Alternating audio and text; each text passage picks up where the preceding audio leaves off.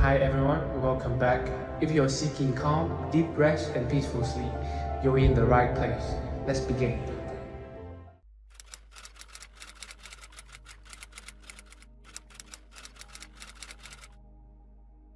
You've been told that to fix your life you need to speak louder, prove yourself, explain your worth to everyone.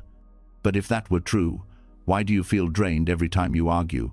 Why do you feel unseen even when you shout? Why does your peace vanish the moment you try to please others? The truth is, silence is not weakness. Silence is power. When you stay silent, when you pull back and turn inward, something magical begins to happen. The noise of the world fades. The weight of other people's opinions slips off your shoulders. And for the first time, you start to hear yourself, the calm voice inside that already knows the way. Buddhism has whispered this truth for centuries. You don't need to chase control. You don't need to fight every battle. You don't need to convince the world of your value. You only need to focus on yourself. Because when you do, life rearranges itself. Problems untangle. People show their true colors. And everything that once felt stuck begins to fall into place. Tonight, as you hear these words, something inside you will shift. The restless energy will soften. The endless thoughts will slow down. And you will feel a strength that doesn't come from noise, but from silence. A strength that is unshakable. Tomorrow, you will wake with clearer eyes, lighter shoulders, and a heart that finally feels steady. This is not just an idea. This is a transformation waiting for you. Are you ready? When you stay silent and focus on yourself, a shift begins that words can never capture. What feels like emptiness at first slowly reveals itself as the deepest presence you have ever known. In that quiet, the weight of the world loosens its grip, and something inside begins to settle. The truth is that restlessness has never been your enemy. It has only been a signal, a force waiting to be transformed. And the very tool you have been avoiding, silence, is the doorway to turning that restless energy into clarity, wisdom, and strength. Restlessness is one of the most common human experiences. It lives in the tapping foot under the table, the endless scrolling on your phone, the urge to check, compare, or seek constant stimulation. It feels as though you are running towards something but never reaching it. Buddhism describes this as a form of suffering, a mind unable to rest in itself. Yet within this agitation lies the potential for transformation. Just as heat turns raw ore into pure metal, silence has the power to refine restlessness into wisdom. The process begins by seeing restlessness for what it truly is, unsettled energy. Too often we mistake it for a flaw, a sign that something is wrong with us, or that we need to fix life before peace can arrive. But restlessness is not proof that you are broken, it is proof that your mind is overextended. The more you chase relief through external stimulation, the more restless you become. The very act of running away keeps you trapped in the cycle. This is where silence enters as a form of alchemy.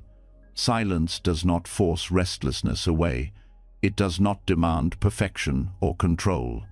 Instead, it allows the restless energy to slow down naturally, the way muddy water clears once it is left untouched. The Buddhist texts often use this metaphor. When water is stirred, dirt rises and clouds it. When you stop disturbing it, the particles fall, and the water becomes transparent again. Your mind works the same way. In stillness, confusion settles, and wisdom surfaces without effort. It is important to understand that silence is not just the absence of sound in the outside world. True silence is inner quiet, the ability to stop reacting to every thought, opinion, or urge. Outer silence may help create the conditions, but it is inner silence that performs the transformation. You can sit in a forest with no sound and still feel restless. And you can sit in a noisy cafe, yet carry a deep quiet inside if you stop grasping at every distraction. When you allow silence to deepen, restlessness begins to reveal its layers. At first, it may appear as physical agitation, a racing heart, shallow breath, or a need to move. Beneath that, you may notice a restless mind, jumping from thought to thought, unable to focus. If you stay present without judgment, another layer appears. Restlessness is often covering emotions that have not been faced. Anxiety, regret, fear, longing, all hidden beneath constant movement. In silence, you give them space to surface. You no longer cover them with noise. Instead, you witness them, and by being witnessed, they begin to dissolve. This is not an easy process. The first stages of silence often feel unbearable because you encounter everything you have avoided. The noise of life is a shield against discomfort. When the shield falls, the raw restlessness rises. But here lies the alchemy. By staying with it instead of running, you discover that it changes. What felt like unbearable tension becomes manageable. What felt permanent reveals itself as temporary. The restless storm passes, leaving a clear sky in its place. Neuroscience supports what Buddhism has always taught. When you sit in silence and allow the mind to rest, the brain's default mode network, the circuit responsible for wandering thoughts, begins to quiet down. This creates space for deeper connections and insights to form. Creativity flourishes, problem-solving improves, and emotions settle. Silence literally reshapes the brain, turning restlessness into clarity. The transformation is not only mental, but also emotional. When silence becomes a habit, you begin to notice patterns that once controlled you. You see how much of your restlessness comes from craving approval, craving distraction, craving certainty. By not feeding these cravings with constant reaction, their grip weakens. You realize that you do not need every urge to be satisfied. This realization is freedom. It is the gold hidden beneath the mud. Buddhism speaks of equanimity, the balanced state where neither pleasure nor pain can disturb the mind. Silence trains equanimity. By sitting with restlessness without reacting, you learn to face life without being pulled in every direction. Instead of being a slave to impulses, you become an observer of them. This observer's mind does not suppress emotion, it simply refuses to be ruled by it. Over time, your inner gold shines more clearly, the wisdom of seeing life as it is, not as your restlessness demands it to be. This alchemy also changes how you relate to others. Restlessness often pushes people into arguments, over-explaining, or trying to control situations. Silence, on the other hand, shifts the dynamic. When you no longer rush to defend yourself, the tension dissipates. When you no longer need to prove, power shifts. People sense calmness in you, and it disarms their aggression. This is not passivity, it is mastery. You discover that silence speaks louder than words ever could. On a deeper level, silence transforms your relationship with time. Restlessness is often tied to the future or the past, worrying about what might happen, replaying what already did. Silence roots you in the present. It shows you that peace exists only now, in this moment. The more you practice, the more natural it becomes to rest in the present instead of running from it. This presence itself is inner gold because it frees you from the endless chase. But silence must be practiced, not only admired. It begins with small steps, pausing before you react, breathing before you speak, taking a moment each day to sit without distraction. These moments accumulate.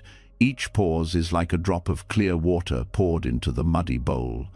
Over time, the whole bowl clears. Silence becomes less of an effort and more of your natural state. The fruits of this transformation reveal themselves gradually. You may notice you are less reactive in conflicts. You may find that anxiety softens without needing constant solutions. You may see opportunities arise that were hidden when your mind was clouded. This is not coincidence. This is the natural alignment that silence creates. When restlessness no longer clouds your perception, you see the world more clearly, and clarity guides you toward wiser choices. The path of silence does not remove challenges. Life will still bring noise, conflict, and uncertainty. But silence equips you with a different way of meeting them. Instead of being consumed by restlessness, you hold steady. Instead of being pulled into chaos, you anchor yourself in calm. This is the transformation of inner gold, not an escape from life, but the strength to walk through it, untouchable by its storms. Over time, the alchemy of silence becomes your greatest teacher. You stop searching for answers outside because you discover that clarity was always inside, hidden beneath the restless mud. You stop fearing stillness because you realize it contains the very wisdom you were seeking in noise. And you stop chasing peace because you understand that silence is peace, available in every breath, waiting for you to notice it. The restless mind once told you that silence was empty, unbearable, even dangerous. Now you see that silence is fullness, a reservoir of strength, clarity, and wisdom. This is the alchemy. What once felt like chaos has become your source of calm. What once seemed like weakness has revealed itself as power. And in this power, everything begins to fall into place. The alchemy of silence shows that peace is not something to be chased outside, but uncovered within. Once you see that restlessness softens when left alone, a deeper truth begins to surface. Silence is not only a medicine for the noisy mind, it is also the sharpest tool for cutting through the ego, because beneath agitation sits another force that keeps people chained to suffering, the constant need to defend, to justify, to prove. And the moment you learn to remain silent instead of feeding this urge, you touch freedom that the ego can never reach. The ego thrives on reaction. Every time you defend yourself in anger, every time you explain yourself to seek approval, every time you justify choices just to protect an image, you are building walls around yourself. The mind constructs these walls from words, stories, and identities, and the more you engage in reaction, the thicker the walls become. Silence works differently. Silence does not fight the ego head-on, it simply stops supplying it with bricks. Without constant fuel, the structure weakens, cracks appear, and in time it dissolves.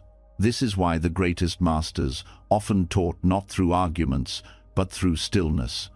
The Buddha was questioned, criticized, even provoked, yet often he remained silent. That silence was not avoidance, it was power. By refusing to react, he refused to step into the trap of egoic entanglement.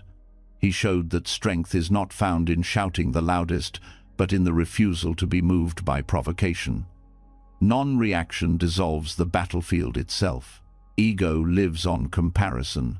It wants to be right, superior, admired. Every time you react defensively, you are unconsciously agreeing to play the game of comparison. Silence breaks this cycle. When you do not react, there is no game. Without reaction, the other person is left only with their own words, their own projections. You no longer carry them.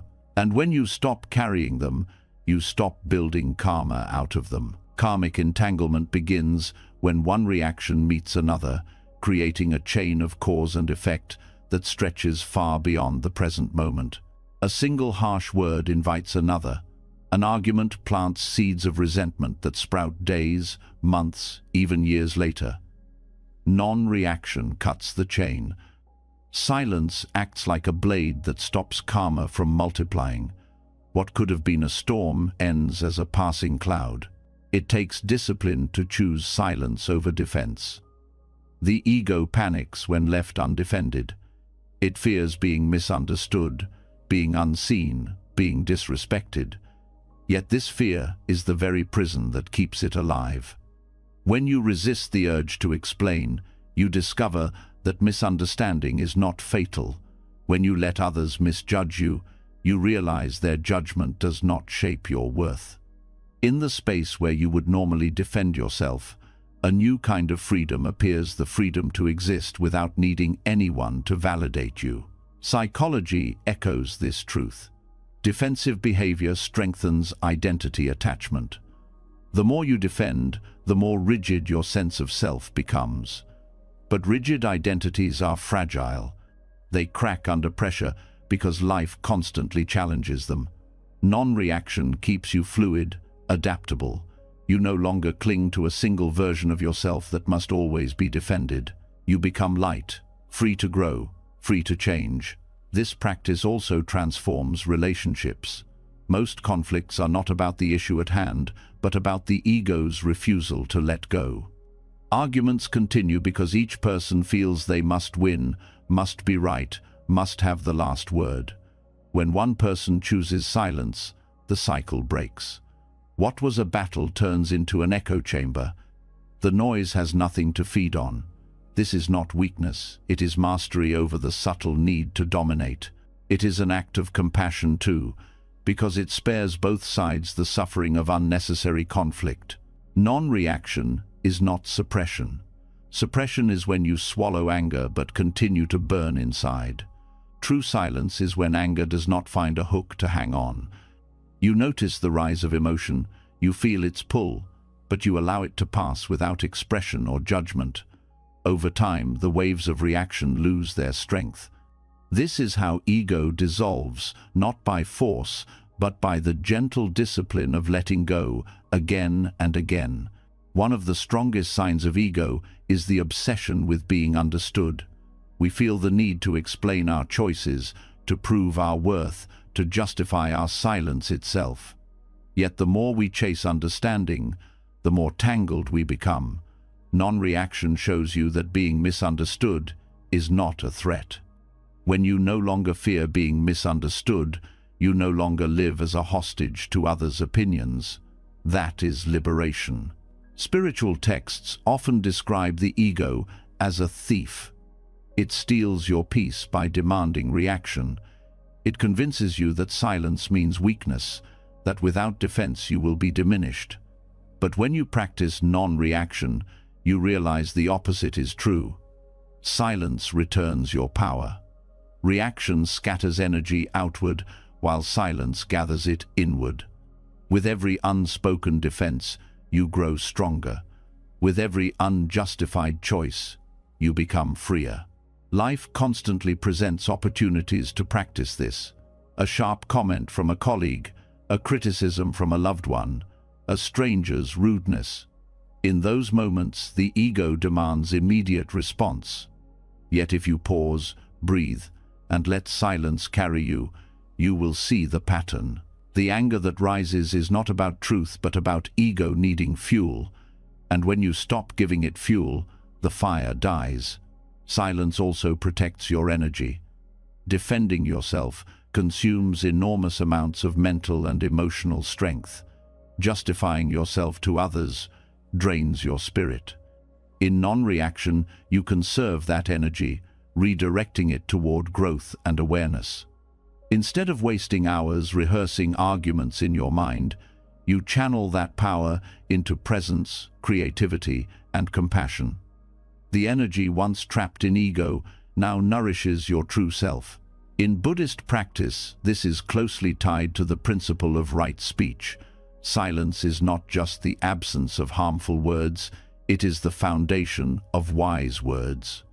Only when you stop reacting blindly can your speech emerge from clarity rather than ego. By holding silence first, you ensure that when you do speak, your words are free from the chains of defense and filled instead with wisdom. Another hidden gift of non-reaction is that it reveals the illusions of control. The ego reacts because it believes it can shape how others see you, how situations unfold, how outcomes align. But reality is larger than that. Others' perceptions are beyond your control. Outcomes are beyond your grasp. Non-reaction teaches surrender to what island, and in that surrender, the false power of ego falls away, replaced by the quiet strength of acceptance. Choosing silence over justification also rewires how you see yourself. The ego is built from stories about who you are, what you must protect, how you must appear. Each time you defend those stories, you reinforce them. But when you allow criticism or misunderstanding to pass without reaction, you weaken those stories. You realize that you are not the story at all. You are the awareness beneath the story, untouched by praise or blame. This realization dissolves karmic patterns as well. Many conflicts are not new, but repetitions of old wounds. The ego reacts because it carries unresolved impressions from the past. Non-reaction breaks these loops. By not engaging, you refuse to plant new seeds of resentment. Slowly the old seeds die without nourishment, and karma loosens its grip. The present moment becomes lighter, no longer burdened by echoes of the past. There is a quiet dignity in choosing silence, dignity not built on pride but on inner steadiness. You discover that your worth does not increase when people agree with you, and does not decrease when they criticize you. Worth is not something that needs defense. It exists in the simple fact of your being. Non-reaction protects this dignity because it refuses to hand control of your peace to anyone else. The practice deepens when applied not only in conflict but also in daily life. When tempted to justify why you said no to an invitation, hold silence. When urged to explain your choices just to avoid judgment, hold silence. Every time you resist the pull to defend, you cut a thread of ego. Over time, these threads unravel completely, leaving you free. As the ego dissolves through non-reaction, something greater takes its place: authenticity.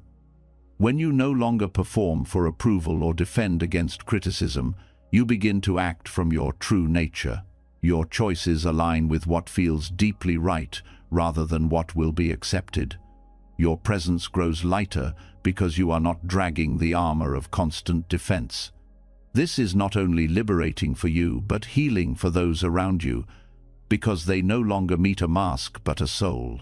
The journey of ego dissolution is not about erasing individuality, but about removing the false weight of identification. You remain unique, but no longer enslaved to the need to protect an image. Silence helps you live in truth without noise. Non-reaction frees you to be, without clinging to what others think that being should look like. And in this freedom, you discover the deepest gift, peace that cannot be shaken, and a self that is not a mask, but pure awareness. In the end, silence does not make you less. It strips away the layers that never belonged to you. It reveals what remains when defense and justification fall away. It prevents the endless karmic loops that keep suffering alive, and in its stillness you uncover a strength that words cannot touch. Non-reaction is not weakness. It is the dissolution of ego. It is the end of chains. It is the beginning of freedom. When silence begins to dissolve the ego, something deeper calls you forward. It is no longer only about holding your peace in moments of conflict or choosing non-reaction when provoked. The path now invites you to live silence as a discipline, not an occasional practice. This is what the Buddha referred to as noble silence, a silence that is not merely absence of speech, but the presence of awareness, restraint, and clarity. To walk with noble silence in daily life is to bring the wisdom of stillness into every environment, whether at work, with family, or in ordinary routines, so that silence is not a retreat you visit, but a way of living you embody. Noble silence is not muteness. It is not cutting yourself off from the world or refusing to speak at all. Instead, it is the deliberate choice to withhold words that do not serve clarity, compassion, or truth. In retreats, practitioners are guided to remain silent for days so that the mind may settle. Yet the true challenge is carrying this silence into daily interactions, where temptations to speak unnecessarily surround us. Every workplace discussion, every family gathering, every casual exchange offers a test. Do you speak from clarity, or do you fill the air with words that clutter? The discipline begins with awareness of speech. In most conversations, people talk not to communicate, but to release tension, to avoid discomfort, or to seek validation. words become noise. Noble silence asks you to watch this impulse. Before speaking, you pause and ask, is this necessary? Is it kind? Is it true? Is it timely? When the answer is no, you allow silence to remain. This restraint conserves energy and sharpens the value of your words. In the workplace, this practice transforms communication. Meetings often overflow with people speaking to prove they are involved, defending their image with constant commentary. Noble silence allows you to step back. When you speak, only when your words add clarity, your voice carries more weight. Others notice that when you choose to speak, it matters. The discipline of silence also makes you a better listener. Instead of preparing your response while others talk, you hear with full attention. This deep listening not only prevents misunderstandings, but also builds respect. Families present another challenge. In close relationships, the temptation to correct, defend, or comment is constant. Silence here does not mean withdrawing affection. It means choosing not to feed unnecessary conflict. When an argument rises, noble silence gives space for emotion to settle instead of escalating with reactive words. Parents practicing this can transform family dynamics. A child who expects anger but receives calm silence learns that restraint is more powerful than shouting. A partner who expects defense but meets patience feels seen rather than opposed. The discipline also applies to casual conversations. Gossip, criticism, and idle chatter may seem harmless, but they scatter the mind and create karmic entanglement. Noble silence trains you to refrain. Instead of feeding gossip with more words, you quietly step back. Instead of adding negativity, you withhold it. This does not make you distant, it makes you trustworthy. People begin to notice that they feel lighter around you, because your silence does not add to the weight of their minds. One of the greatest powers of noble silence is its ability to create space. Most people feel pressured to fill every pause in conversation, fearing awkwardness. Yet silence in dialogue is not empty, it is fertile. In those pauses, reflection arises. True listening happens, decisions form without haste. By being comfortable with silence, you give others permission to slow down too. Conversations become less about noise and more about connection. This discipline also guards against self-betrayal. How often do people say yes when they want to say no, simply to avoid judgment? Noble silence trains you to pause before responding. In that pause, you recognize your true intention. You may realize that silence itself is the most honest answer. Over time, this practice strengthens integrity because your words become aligned with your inner truth instead of shaped by external pressure. Practicing noble silence in modern life requires courage. Society often equates silence with weakness or lack of knowledge. But the one who remains silent with awareness demonstrates greater strength than the one who reacts compulsively. Historical figures known for wisdom often spoke less, not more.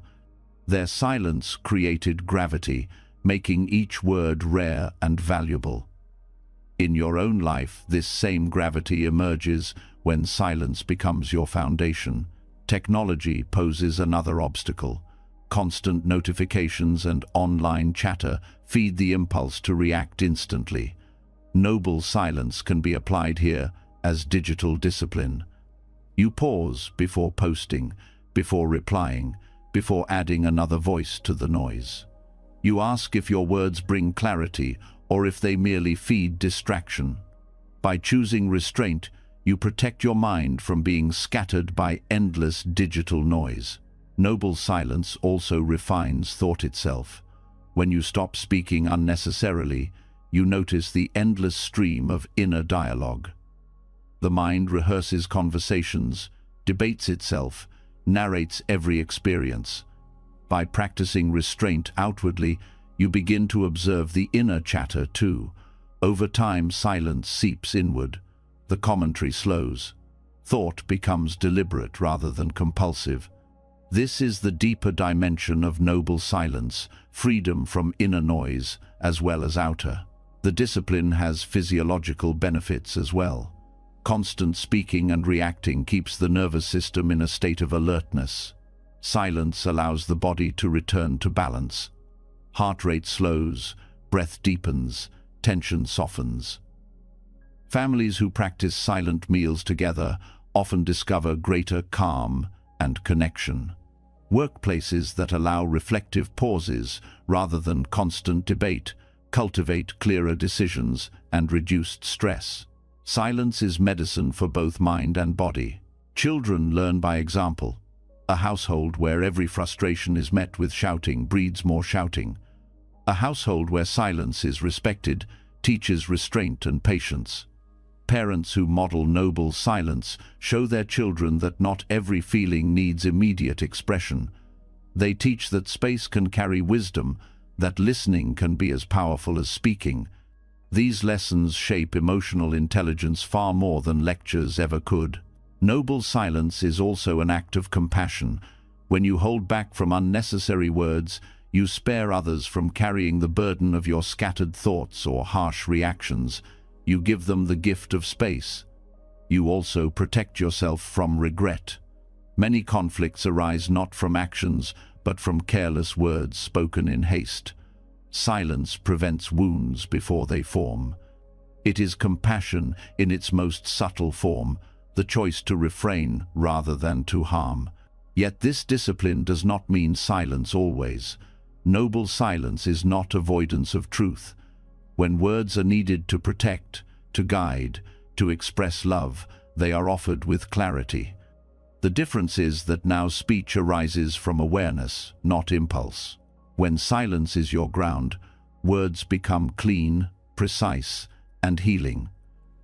This is why noble silence is considered noble. It elevates both silence and speech into tools of wisdom. Practical steps help build this discipline.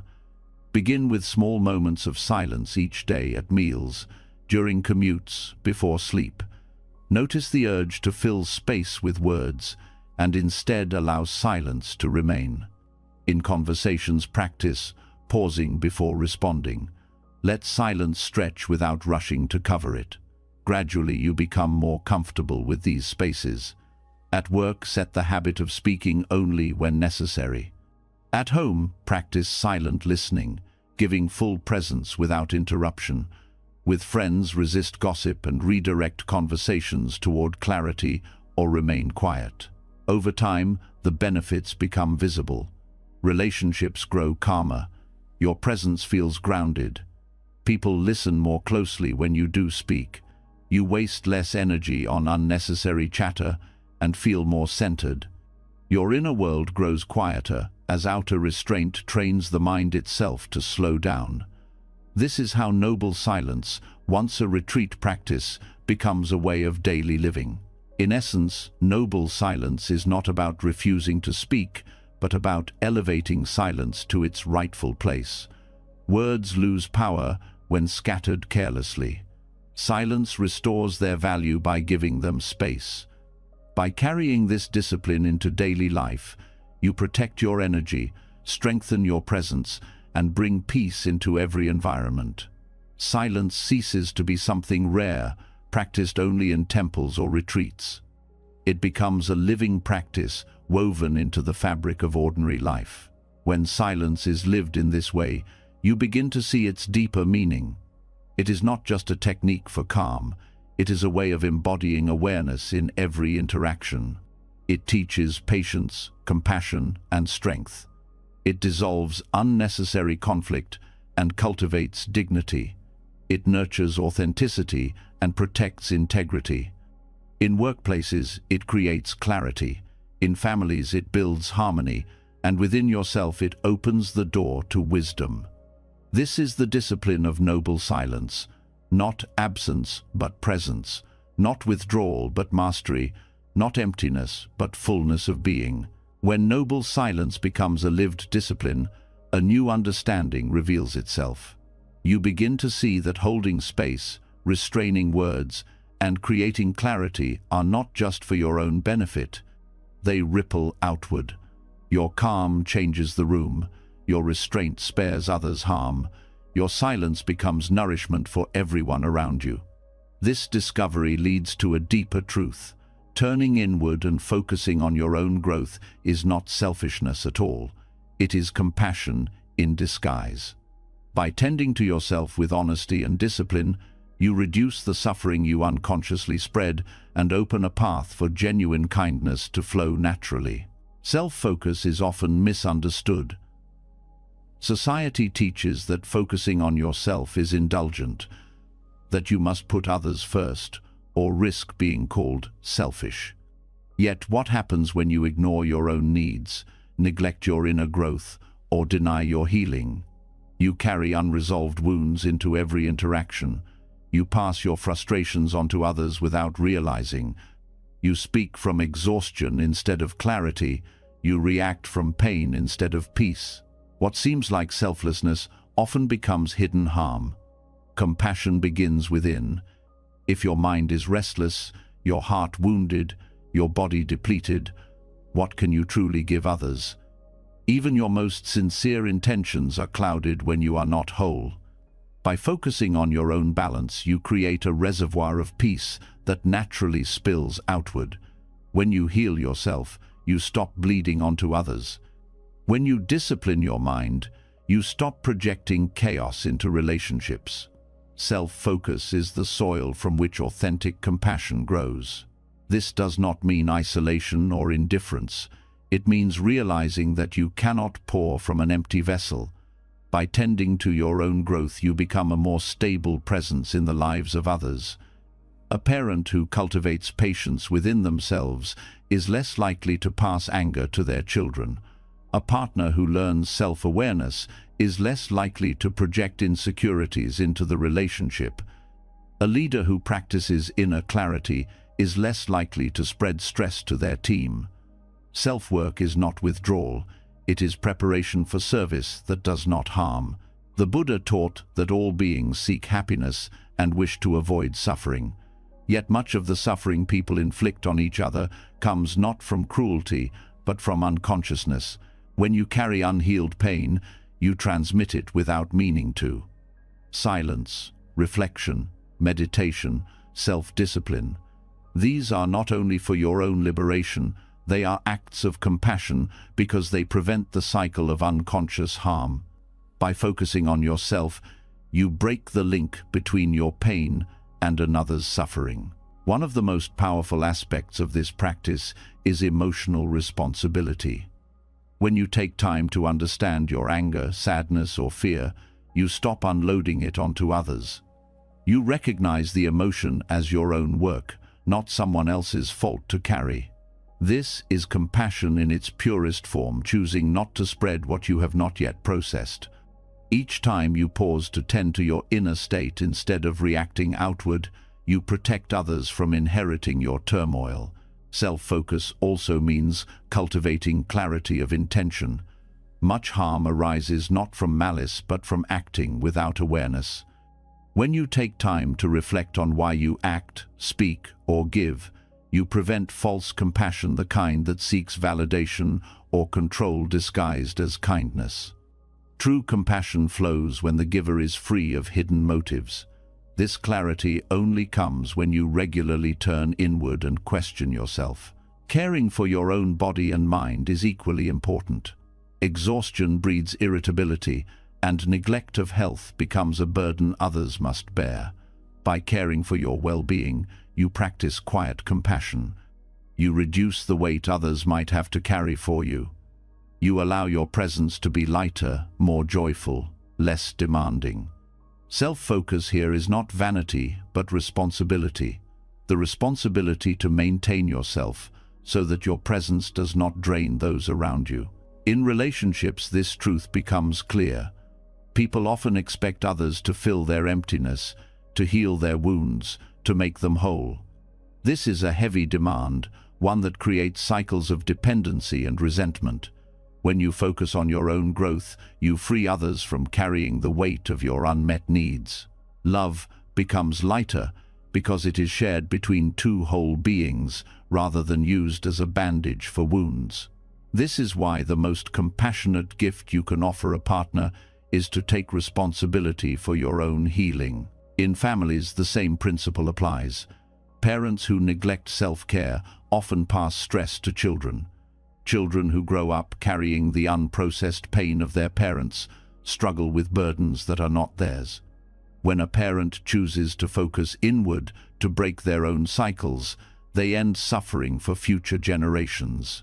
Compassion here is not grand gestures, it is the quiet courage to face your own shadows so your children do not inherit them. Even in workplaces, the principle holds. A leader who has not tended to their insecurities will demand constant validation from their team, creating stress. A colleague who has not processed their frustration will spread it in meetings, lowering morale. But when individuals focus on their growth, when they cultivate inner calm and clarity, they create healthier environments for everyone. Self-focus becomes compassion woven into daily structures of life. This practice also transforms how you serve others. Many believe compassion means sacrificing endlessly, giving until nothing remains. But this often leads to burnout, resentment, or hidden anger. True compassion requires sustainability. By tending to your own growth, you ensure that your giving does not deplete you. A candle cannot light others if it burns itself out. Self-focus keeps the flame steady, allowing you to offer warmth without destruction. Buddhism often speaks of the middle path, avoiding extremes of self-indulgence and self-denial. Self-focus as compassion embodies this balance. It is neither selfish absorption nor blind sacrifice. It is the recognition that caring for yourself is inseparable from caring for others, because the quality of your being shapes the quality of your impact. Every thought, word, and action carries energy. If your energy is restless or wounded, you spread suffering. If it is calm and healed, you spread peace. Self-focus also opens the door to deeper empathy. When you know your own pain intimately, you recognize it in others without judgment. Your growth creates understanding. You can hold space for others' struggles without being overwhelmed, because you have tended to your own. This kind of compassion is steady and grounded, not sentimental or reactive. It does not rescue out of guilt, but supports out of strength. Another dimension of this practice is boundaries. Without self-focus, people often give in ways that enable harm, saying yes when they should say no, tolerating what damages them. By focusing inward, you learn your limits. You see that saying no can be the most compassionate act, because it prevents resentment and preserves integrity. Boundaries protect both you and others. They allow your presence to remain genuine rather than forced. Meditation and reflection strengthen this path. By watching the mind, you see clearly how much suffering arises from your own reactions, projections, and clinging. You realize that your growth is the greatest service you can offer, because every step toward awareness reduces unconscious harm. Each breath of clarity is compassion in action, because it lessens the weight you might otherwise place on others. Even in silence, your self-work benefits others. A mind at peace radiates calm that others feel. A heart at ease offers unspoken comfort. Without saying a word, your presence becomes a refuge. This is compassion without effort. It does not depend on doing, but on being. And it begins only when you focus inward, tending to yourself as carefully as you would tend to a loved one. The world often celebrates outward action while neglecting inner work. Yet history shows that the most transformative figures were those who disciplined themselves first. Their compassion was powerful because it was not tangled with ego or unconscious pain. They served without spreading harm because they had already faced their own shadows. This is the path available to anyone. You do not need grand acts to practice compassion. You need the courage to look within and grow. Ultimately, self-focus as compassion is about responsibility. Responsibility for your energy, your reactions, your healing, your presence. It is the recognition that every unhealed wound you ignore becomes someone else's burden. Every step of growth you take lightens the world around you. By tending to yourself, you break cycles of suffering. By focusing inward, you allow compassion to flow outward, untainted. What begins as silence in the mind expands into clarity of being, and from that clarity arises authentic kindness. You no longer confuse self-sacrifice with love or neglect with humility. You see that the most compassionate gift you can offer anyone is a self that is whole, present, and at peace. And this gift begins with the courage to focus inward, not as selfishness, but as compassion in its truest disguise. When self-focus is finally seen as compassion in disguise, the way you interact with others begins to change. You no longer feel the urge to pour yourself out in order to prove love, nor do you demand that others carry the weight of your unrest. From this foundation of inner steadiness arises a deeper awareness. The most powerful form of communication is often the one that does not rely on words at all. Silence itself becomes a language, one that carries truth more directly than speech and reshapes how people experience you. Silence has a force that words rarely hold. In a world where speech is abundant and noise is constant, silence stands out like a clear night sky after endless storms. It unsettles those who expect reaction, it calms those who feel overwhelmed, and it conveys presence in a way that no phrase could achieve. To practice silence as communication is to recognize that not all truths require words to be real. Some truths are felt in the pause, in the stillness, in the refusal to be drawn into noise. This form of communication begins with listening. Most people listen only to respond, preparing their answer even before the other person has finished speaking. Silence interrupts this habit. By remaining quiet, you create space for the other person's words to unfold fully. That space is felt as respect, as validation, as being truly heard. People leave such encounters not remembering your clever responses, but remembering how deeply they felt seen. Silence communicates presence better than any sentence. Silence also communicates boundaries without confrontation. When someone presses you for reaction, your stillness becomes an answer. When manipulation seeks to pull you into its game, your silence shows you will not play. You do not need to argue, to explain, or to defend. Silence itself is refusal, delivered without hostility. In this way, it protects you while preserving dignity for both sides. In relationships, silence often speaks the most tender truths. A moment of shared quiet between loved ones conveys intimacy beyond words. Sitting together without the need to fill space shows a bond that is deeper than chatter. Silence says, "Your presence is enough." It allows love to breathe, free from the pressure of constant verbal reassurance. This type of silence is not distance, it is closeness distilled to its purest form. In conflict, silence becomes transformative. Arguments thrive on reaction, on escalation, on the volley of words. When one person holds silence, the momentum falters. The argument loses fuel. Silence communicates that you refuse to be dragged into cycles that only deepen division. It does not deny your perspective, but asserts your choice to value peace over victory. Over time, this practice reshapes the dynamics of conflict, making space for understanding instead of endless defense. Silence is also a radical equalizer in power dynamics. Those who rely on dominance often use words as weapons, interrupting, lecturing, asserting authority. When you answer such energy with silence, the balance shifts. The absence of reaction unsettles the aggressor. They can no longer feed on resistance. The very act of not speaking becomes a statement of strength. Leaders throughout history have understood this, wielding silence not as passivity but as presence that demands attention. Another dimension of silence as communication is its role in truth-telling. Words can be manipulated, twisted, or misunderstood. Silence leaves less room for distortion.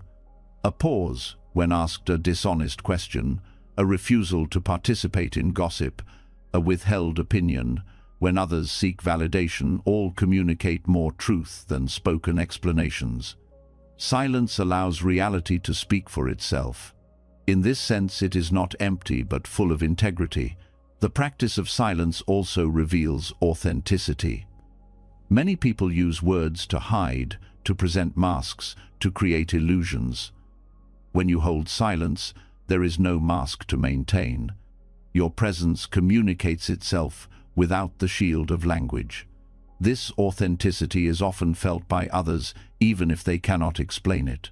They sense honesty in your quiet, a transparency that words might otherwise cover. Silence is equally powerful in moments of grief and suffering. When someone is in pain, words often fail. Attempts to comfort can sound hollow or forced. Silence, however, holds space for their sorrow without trying to fix it. Simply being there, without commentary, communicates more compassion than any phrase could carry. The grieving heart does not need explanations, it needs presence. Silence is that presence, steady and unbroken. In daily life, silence enhances the value of your speech.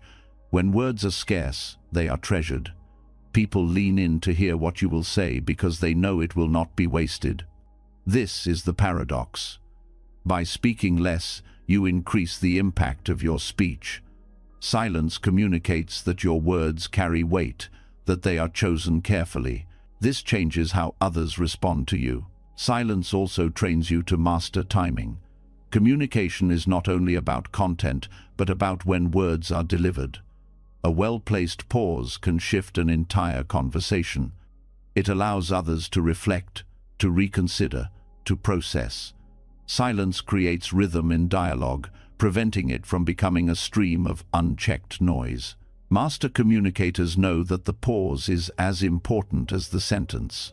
In families, silence can teach lessons no lecture could. A parent's quiet presence during a child's mistake can be more powerful than a barrage of scolding. It communicates disappointment without humiliation, guidance without anger. The child feels the weight of silence more deeply than words that could be dismissed. Silence, when offered with love, becomes a teacher. In workplaces, silence conveys authority. A leader who does not rush to fill every silence with talk is perceived as thoughtful, composed, in control. Their pauses suggest consideration rather than hesitation. Silence communicates that decisions are not made impulsively. This presence inspires confidence, while constant chatter often undermines credibility. Silence is also a radical tool for healing social dynamics. In cultures where voices compete for dominance, choosing not to add more noise can itself be an act of compassion. Refusing to fuel gossip, declining to escalate conflict, withholding judgment, these are silences that heal. They communicate values not through slogans, but through lived restraint. They reshape the environment into one of respect rather than chaos. There is another side to silence that is often overlooked: its ability to reveal truth in others. When you hold silence, others reveal themselves. In the absence of your reaction, they expose their own intentions, their own fears, their own projections. Silence acts like a mirror. It communicates without effort, simply reflecting back what is already present. In this way, silence becomes the sharpest tool of discernment. Silence as communication also nurtures humility. Words often serve the ego's need to display knowledge, to control narratives, to impress. By withholding speech, you let go of that need. You communicate that you do not need to dominate the space. This humility creates openness in others, making them more willing to share and connect. Spiritual practice deepens this understanding. In meditation, silence is not the absence of sound, but the presence of awareness. The same applies to communication. When your silence is full of presence, people feel it. It is not withdrawal, but attention sharpened to its purest point. You are there fully, and that fullness communicates more than any phrase. To live this in practice requires discipline. It means resisting the reflex to fill pauses, to explain unnecessarily, to react out of discomfort. It means trusting that silence itself is enough. In conversation, you may find silence difficult at first, fearing awkwardness. But with time, you see that silence is not awkwardness, it is depth. The discomfort dissolves as you recognize the richness it carries. When practiced consistently, silence reshapes your identity in the eyes of others. You are no longer seen as someone who wastes words or reacts impulsively. You are seen as someone whose presence speaks without noise, whose stillness carries meaning. This reputation builds respect without effort. It arises naturally from the discipline of silent communication. At its highest expression, silence becomes a spiritual transmission. Great teachers have often communicated their deepest truths, not through speeches, but through their presence. Students felt transformed simply sitting in silence with them. This is the ultimate form of communication, truth, carried not by sound but by being itself. And though few may reach this level, every step you take towards silence brings you closer to it. Silence as communication is radical because it refuses the world's demand for endless noise. It reshapes relationships by replacing reaction with presence. It shifts power dynamics by dismantling the games of ego. It deepens intimacy by creating space for connection without words. It heals by withholding harm and amplifies truth by refusing distortion. In silence, you speak a language older than words, a language everyone understands but few remember. To live this language daily is to carry a hidden power. You do not need to prove it, display it, or explain it. It radiates in the pauses, in the quiet, in the restraint. Silence communicates not emptiness but depth, not weakness but strength, not withdrawal but love. And when silence becomes your way of speaking, you discover that the world listens more closely than it ever did when you filled it with words. When silence is lived as a language, and not just an absence of sound, a profound realization begins to emerge. You see that communication without words carries truth more powerfully than endless speech. From here, the journey deepens further into a principle that seems almost contradictory, the paradox of non-doing. Buddhism teaches that there is a strength in allowing rather than forcing, in releasing rather than clinging, in stepping back so that life itself can reorganize. What at first feels like inaction reveals itself as the deepest form of wisdom. Non-doing does not mean laziness or neglect. It is not indifference to responsibilities. It is a state where the constant need to control is dropped, where striving is replaced with trust, and where effort is guided by awareness instead of agitation. For most of us, restlessness shows up as the urge to fix, to interfere, to manage outcomes beyond our reach. The paradox is that this grasping rarely creates harmony, it often multiplies chaos. By learning to rest in non-doing, life begins to unfold in ways that grasping could never achieve. The roots of this teaching lie in the understanding of impermanence. Everything in life is already in motion, already shifting. Rivers flow without your command, seasons change without your effort. The body breathes and heals in its own rhythm. When you interfere constantly, you fight the natural current. Non-doing is not passivity, but alignment with this current. It is stepping into harmony with the way things already move, trusting that reality has its own intelligence. This principle becomes clear in the smallest acts. When you let a wound heal without picking at it, the body's wisdom restores itself. When you stop chasing sleep and simply rest, the body drifts into slumber on its own. When you stop forcing a solution to a problem, clarity often arises unexpectedly, in a quiet moment, without pressure. These examples show the paradox. By not grasping, by not striving, you create space for resolution. Non-doing allows natural intelligence to take over. The ego struggles with this because it thrives on control. It believes that without constant effort, life will collapse. But the opposite is true. Constant control tightens knots. Non-doing loosens them. The mind that stops interfering discovers that things have a way of resolving when given space. This is why many of life's breakthroughs occur not in moments of struggle, but in moments of rest, on a walk, in meditation, in silence. The paradox is that stepping back often moves you further than pushing forward. In relationships, non-doing plays a transformative role.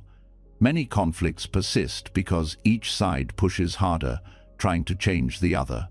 The harder the push, the deeper the resistance. When one person practices non-doing, no longer demanding, no longer pressing, space opens. In that space, change becomes possible. Sometimes it is not words or persuasion that heal relationships, but the quiet release of control. Allowing another to be as they are can dissolve tension more effectively than years of argument. The same principle applies to personal growth. Modern culture glorifies constant striving, self-improvement as endless effort. But true growth is not about piling more onto yourself. It is about shedding what is false, letting go of what no longer serves. Meditation itself is a practice of non-doing. You sit, you breathe, you stop chasing. And in that stillness, layers fall away. You grow not because you force growth, but because you allow your deeper nature to surface. Non-doing also shifts your relationship with time. Striving makes you rush, always pushing toward the next milestone. Non-doing brings you into presence.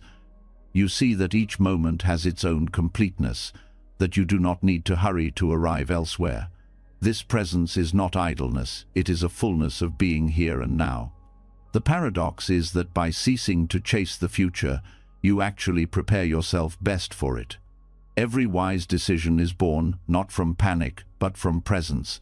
One of the greatest challenges is applying this to ambition. People fear that without striving they will lose success. That non-doing means giving up on dreams. But Buddhism does not deny effort, it refines it. Effort that arises from ego's grasping is exhausting and narrow. Effort that arises from non-doing is natural, effortless in quality, because it aligns with conditions rather than forcing them. You plant seeds, you water them, but you do not tug at the sprouts to make them grow. The growth happens on its own.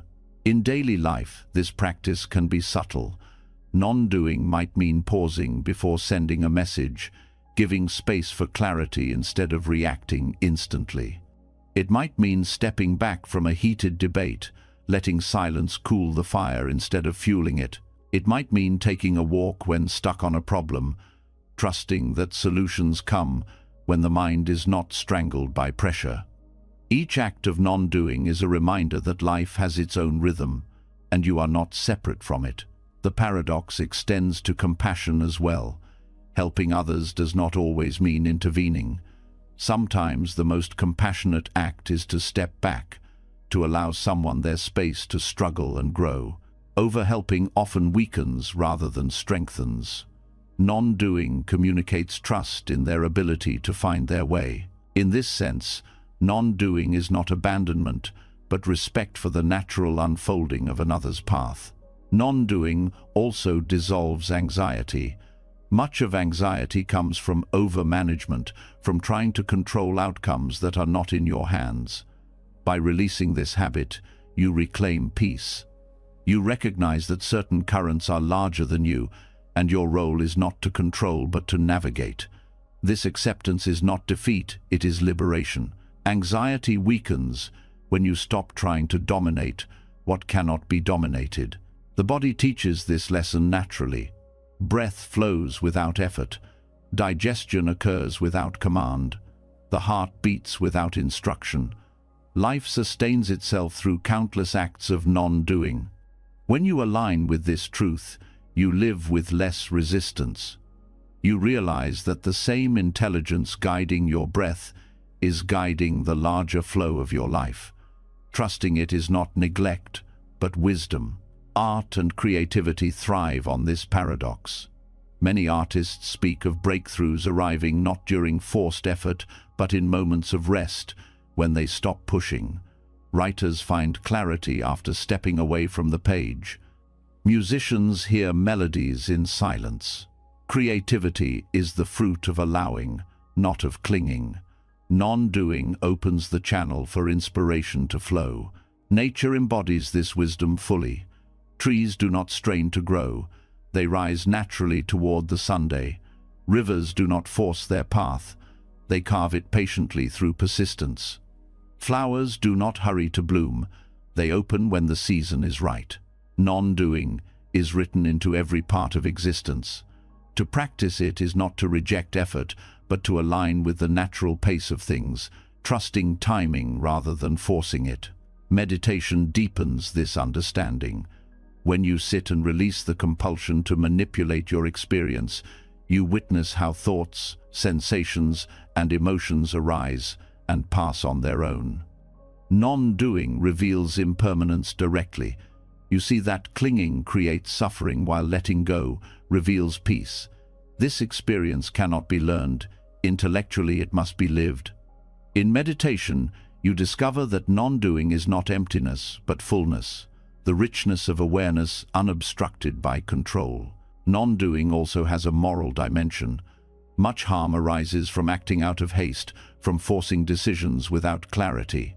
By practicing restraint, you avoid planting seeds of regret. You allow situations to unfold until the right action becomes clear. Non-doing is not inaction. It is waiting until action arises from wisdom rather than impulse. This patience prevents harm and deepens trust in yourself. In leadership, non-doing creates trust. A leader who micromanages suffocates growth. One who practices non-doing provides guidance, but allows space for others to act. This space empowers creativity, responsibility, and initiative. Non-doing here is not neglect, but faith in the capacity of others. It communicates respect and cultivates strength in the community. The paradox also applies to healing. Emotional wounds often resist when forced. The harder you try to push away grief, the more it clings. The more you demand happiness, the further it recedes. Healing happens when you stop forcing and allow feelings to move at their own pace. Non-doing here is gentle patience with yourself, trusting that the heart, like the body, knows how to restore balance if given time and space. Ultimately, the Buddhist paradox of non-doing reveals a hidden strength. When you stop grasping, life takes care of much on its own. When you stop forcing, clarity rises naturally. When you stop interfering, harmony appears. What seems like inaction is in fact the most aligned action. It is not withdrawal from life, but participation in its deeper intelligence. Non-doing teaches that focusing on yourself does not always mean effort or striving. Sometimes it means stepping back, letting the current carry you, and discovering that the river already knows the way. To live this paradox is to live with trust. Trust that you are not separate from the flow of life. Trust that when you release control, you gain clarity. Trust that by doing less, you often achieve more. In this trust lies freedom. You no longer exhaust yourself chasing what will come in its own time. You no longer cling to control that was never yours. You rest in alignment, and in that rest, life realigns itself around you. This is the paradox the Buddha pointed to, that true strength is found not in grasping but in letting go, not in constant doing but in knowing when to allow. And in this way, non-doing becomes the highest form of wisdom, guiding you gently toward peace. When the paradox of non-doing begins to unfold in your life, something subtle yet extraordinary becomes visible. You notice that the greatest transformations are not found in the rush of effort, but in the stillness that allows things to align themselves. From here, the mind becomes sharper, able to witness not just the broad strokes of thought, but the spaces between them. It is in those brief intervals, the gaps where silence emerges, that karma loosens its grip. These micro-moments hold the power to dissolve cycles that have chained you for years, offering freedom in the most unexpected place, the quiet pause between one thought and the next. Most people live in an unbroken stream of thought, like a river that never rests. One idea pulls the next, one memory triggers another, and in this chain, reactions are born. Within those reactions, karma is continually created. A thought of anger becomes a word, the word becomes an action, and the action plants a seed that will return to you. Yet if the chain is broken, if silence enters even for a breath, the seed is not planted. The cycle dissolves before it begins. This is why the space between thoughts is sacred. It is the doorway out of unconscious repetition. Awareness is the key to noticing these spaces. Without awareness, the mind rushes past them, filling every gap with another distraction. But when you slow down, when you begin to rest in silence, you notice there is always a pause. After an exhale, there is a stillness before the next inhale. After a thought, there is a moment before the next arises. These moments are small but powerful. They are not empty voids. They are fertile ground where freedom can be born. The Buddha taught that karma is created when intention solidifies into action. But in the space between thoughts, intention has not yet hardened. You may feel anger arise, but if you rest in the pause, it dissolves before becoming speech. You may feel fear, but if you sit in the stillness, it passes before shaping your choice. This is how awareness in the gap dissolves karma. It prevents unconscious reactions from forming chains. Meditation reveals this directly. As you sit, thoughts arise again and again. At first you feel trapped, drowning in them. But with patience you notice the small silences between thoughts. You begin to rest there. Instead of chasing every idea, you allow them to pass. The more you train, the more these spaces expand. They become wide enough to hold awareness itself. In this awareness, you see thoughts as passing clouds rather than commands. The grip of karma weakens because you no longer follow every impulse. These pauses are also places of renewal. When you rest in the space between thoughts, you experience a clarity untouched by past or future. For a brief moment, you are free from memory and expectation. You are not the roles you play, not the stories you repeat, but pure awareness. This awareness is not bound by karma because it does not cling. It sees without grasping, it feels without attachment. Each time you rest here, you step outside the wheel of cause and effect. In daily life, this practice becomes invaluable. Consider the moment before you reply to criticism. If you rush, words of defense or anger pour out, planting new seeds of conflict. But if you pause, even for a breath, you see the thought of defense arise and pass. In that silence, you choose differently. The space between thoughts becomes your shield, protecting you from entanglement. This is not suppression, it is freedom. You are no longer a slave to impulse, but master of your own energy. The spaces also reveal the impermanence of thought itself. Every idea, no matter how powerful, fades. Awareness of the gaps shows you that thoughts are not continuous, not as solid as they appear. This recognition dissolves the illusion that your mind defines you. You are not the stream of thoughts, but the awareness that notices the gaps. Karma depends on identification. When you believe you are the thought, you act it out. When you see you are the awareness, the cycle breaks. Over time, the pauses grow longer. You find yourself resting in silence, not only during meditation, but throughout the day. Walking, eating, listening, you notice moments where the mind does not rush. These micro-moments accumulate into a new way of being. Instead of reacting unconsciously, you respond with clarity. Life becomes lighter, not because problems vanish, but because you no longer bind yourself to them through compulsive thought. This space also nurtures compassion.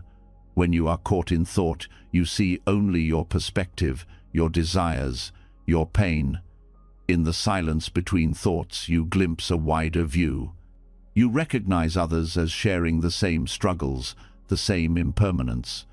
Compassion arises naturally because the silence frees you from self-centered narratives. It is in the pauses that the heart opens, no longer blocked by constant mental noise.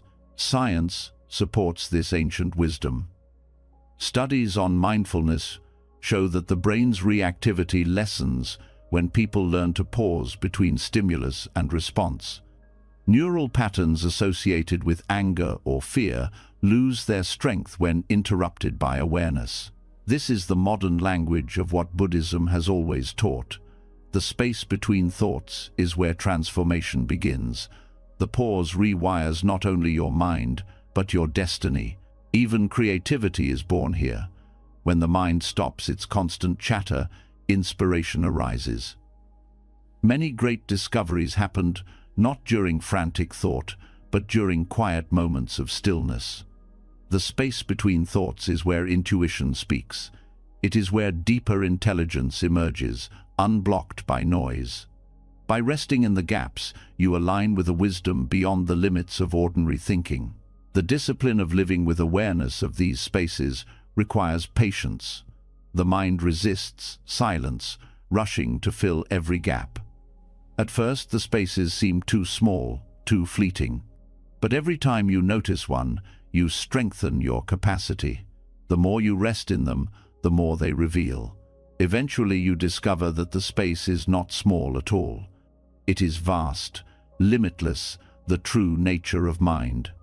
Thoughts come and go within it, like birds crossing the sky, but the sky itself remains untouched. This recognition dissolves the deepest layers of karma. You see that your essence is not bound by actions of the past or fears of the future. Karma belongs to the movement of thought, to the patterns of reaction. But in the space of awareness, you are free. Each moment you rest there, you weaken the pull of old habits. Each pause becomes a liberation. Karma dissolves, not because the past changes, but because you no longer fuel it with identification. Living this way reshapes every aspect of life. Relationships grow calmer because you no longer react blindly. Work becomes clearer because you respond from awareness instead of stress. Even solitude feels different because you are no longer trapped in restless thought. You discover a peace that does not depend on circumstances, but on your ability to rest in silence. The space between thoughts is not a mystical idea. It is a practical refuge available at any time. A breath before speaking, a pause before acting, a moment of awareness in the midst of daily noise. These are the gateways. Each one prevents the creation of unnecessary karma. Each one dissolves cycles that would otherwise continue. The more you practice, the more natural it becomes, until silence becomes woven into your way of being. In the end, the greatest secret is simple. Freedom is not found in more effort, more control, more striving. It is found in the quiet pauses that life is already offering you. The space between thoughts is not nothing, it is everything. It is where awareness lives, where karma dissolves, where peace begins. To notice it is to step off the wheel of endless cause and effect and rest in the timeless ground of being itself. And the more you live from this space, the more life realigns itself around clarity, compassion, and freedom. When you begin to rest in the spaces between thoughts, the mind reveals its hidden architecture. You see clearly that silence itself is not a gap to be feared, but the foundation of freedom, the place where karma dissolves before it takes shape. Once this discovery has been touched, a deeper question naturally arises. If silence can free you from the prison of thought, what happens when you train the ear of the mind to listen not only to sound, but to the silence that surrounds it? This shift is the essence of listening to emptiness, hearing beyond noise, beyond words, into the vastness that holds everything yet clings to nothing. Listening to emptiness is not about rejecting sound, but about expanding awareness to include what sound arises from and what it returns to. Every note of music rests on silence. Every word depends on quiet to carry meaning. Every sound eventually dissolves into stillness. Yet most people focus only on the noise and miss the ground that gives it life. By learning to listen differently, you begin to notice that silence is not absence, but presence, a subtle fullness more profound than any sound could offer. The practice begins by shifting your attention during ordinary listening. When someone speaks, you hear their words, but you also notice the silence before and after each sentence. In music, you pay attention not only to melody but to the rests between notes, the pauses that shape rhythm. Even in the world's noise, there are always pockets of quiet, the hush between traffic, the stillness after a bird's call. Listening to these spaces changes perception. The world no longer feels overwhelming. It becomes balanced, sound and silence woven together as one. This training opens insight, because silence carries truths, sound cannot. Sound is transient, constantly arising and fading. Silence is steady, always present beneath the noise. When you listen deeply, you recognize that silence is the background of existence itself. It reveals impermanence directly. No sound lasts, yet silence remains. This recognition is not intellectual, but experiential.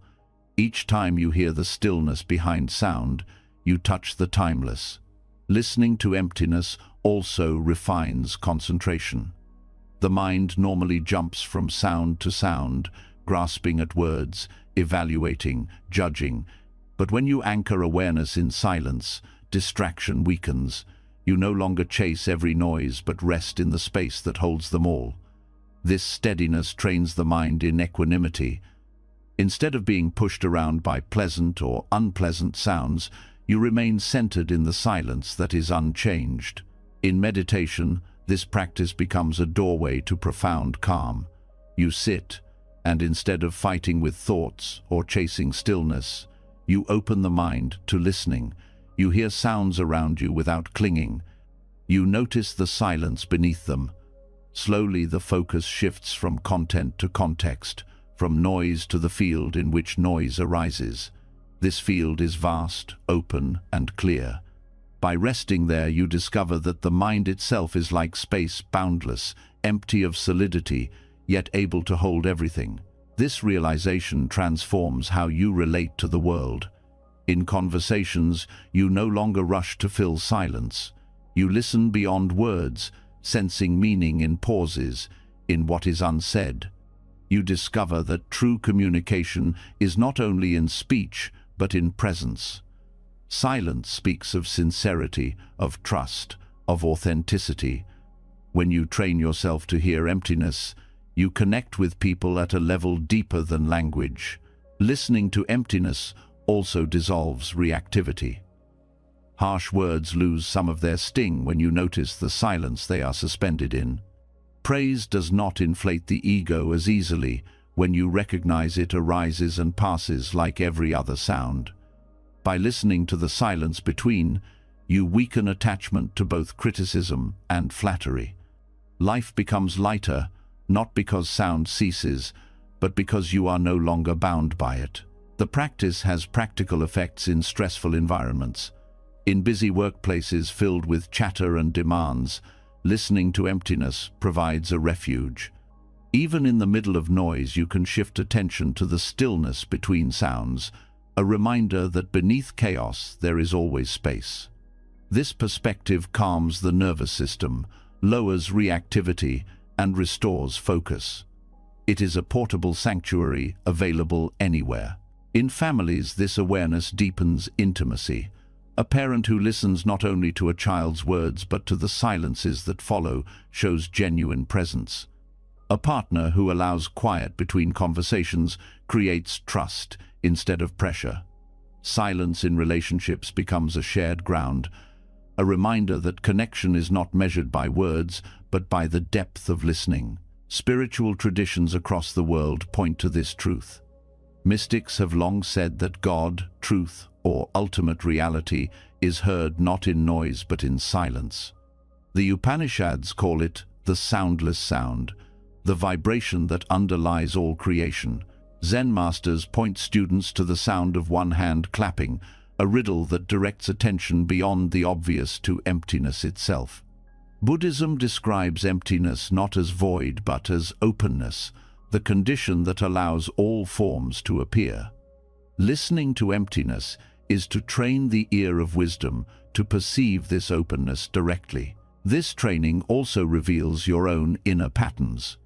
When you listen deeply, you notice how quickly the mind fills silence with its own commentary. Instead of letting silence be, thoughts rush in to cover it. By observing this habit, you recognize how uncomfortable the ego is with emptiness. It fears losing itself in the vastness. Yet by returning again and again to listening, you teach the mind to relax. Slowly it learns that emptiness is not loss but freedom. Listening to emptiness is a form of letting go. You stop chasing meaning in every sound and instead rest in the awareness that holds it all. This release creates clarity.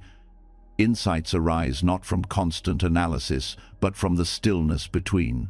Solutions come, creativity blossoms, and intuition awakens in the quiet space you have learned to notice. In practical terms, you can train this skill in simple ways. Throughout the day, pause and notice the silence before a sound, the stillness after it. When listening to music, shift attention to the rests as much as the notes. In conversations, practice being fully present without rushing to reply. At night, notice the quiet that wraps around the world as you fall asleep. Each practice strengthens the mind's capacity to hear beyond noise into the deeper presence of silence. Over time, this way of listening reshapes identity itself. You no longer define yourself by the noise of thoughts, words, or judgments. You recognize that, like sounds, identities arise and pass, but the silence beneath them remains untouched. This recognition is liberation. You are not the noise of your mind. You are the awareness that hears it, steady and unchanging. The more you live this practice, the more you sense silence, even in noise.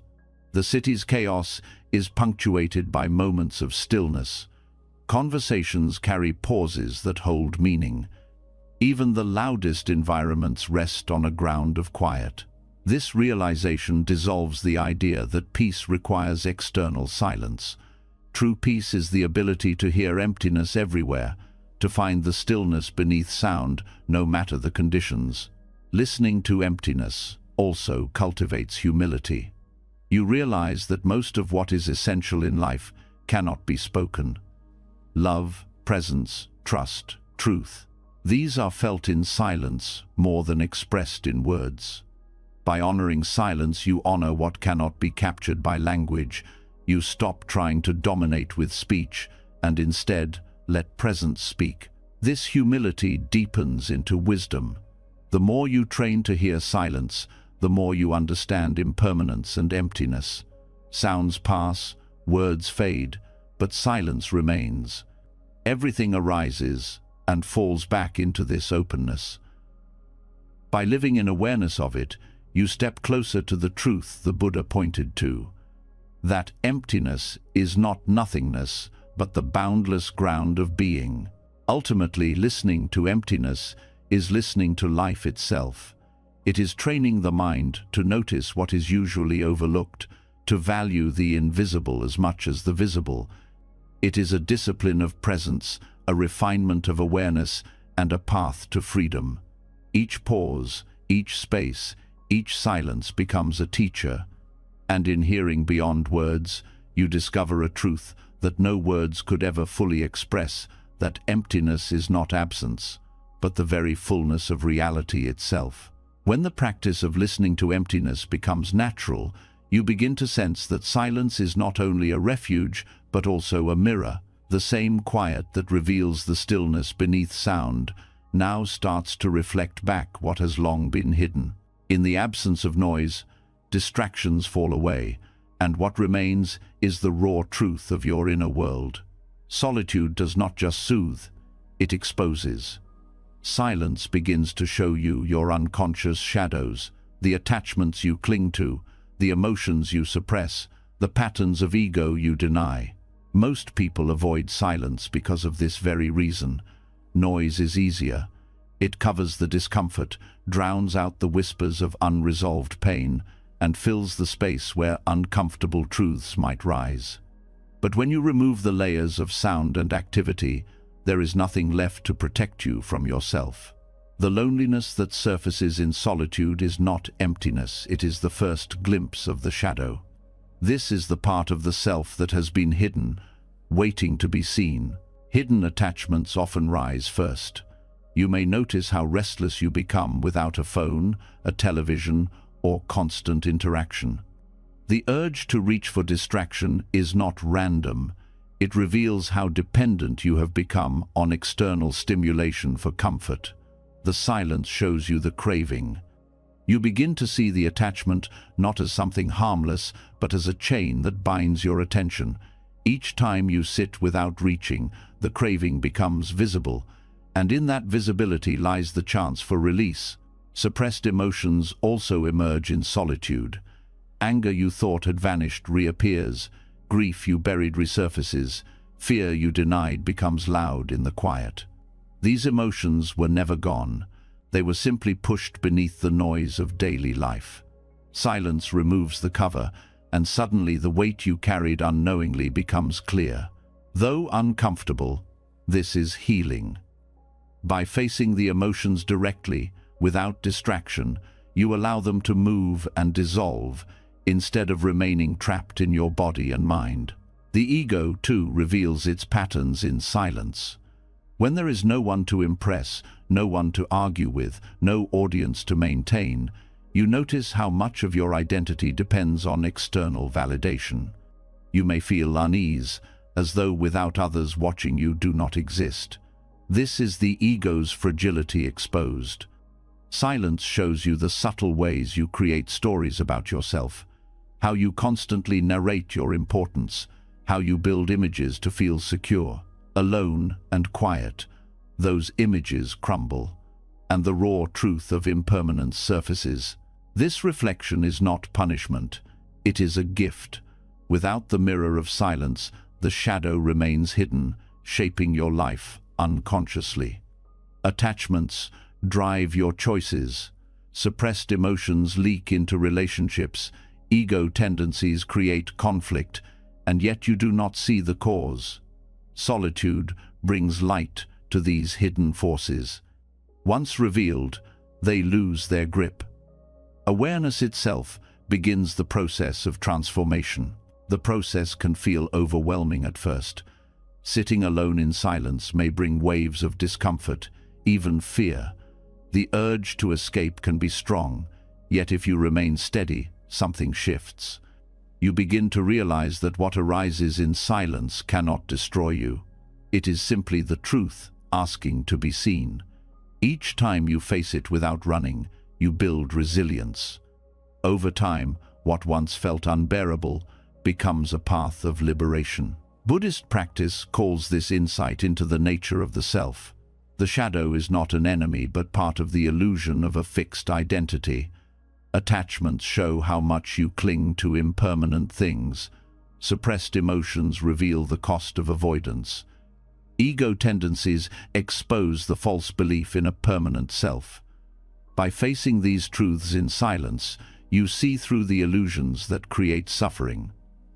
The shadow becomes teacher. This reflection is not limited to formal meditation. It happens in daily life whenever you create space for solitude. A walk alone without music, sitting quietly at the end of the day, or simply pausing in the midst of activity. Each moment of silence has the potential to reveal what you have ignored.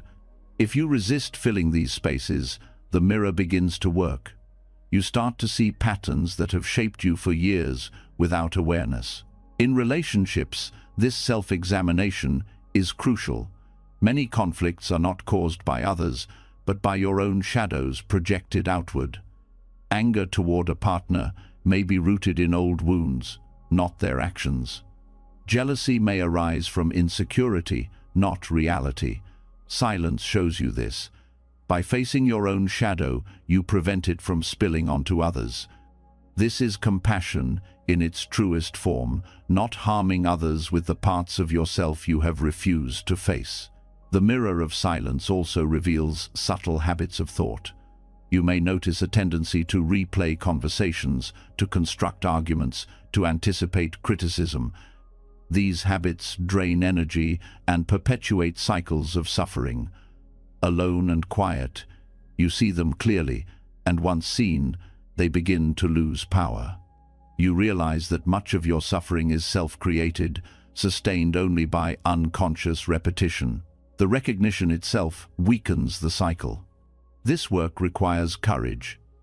To face suppressed pain and ego illusions is not easy, but silence provides the safest ground for this work. Unlike the outside world, silence does not judge. It simply reflects. It shows what is there without distortion.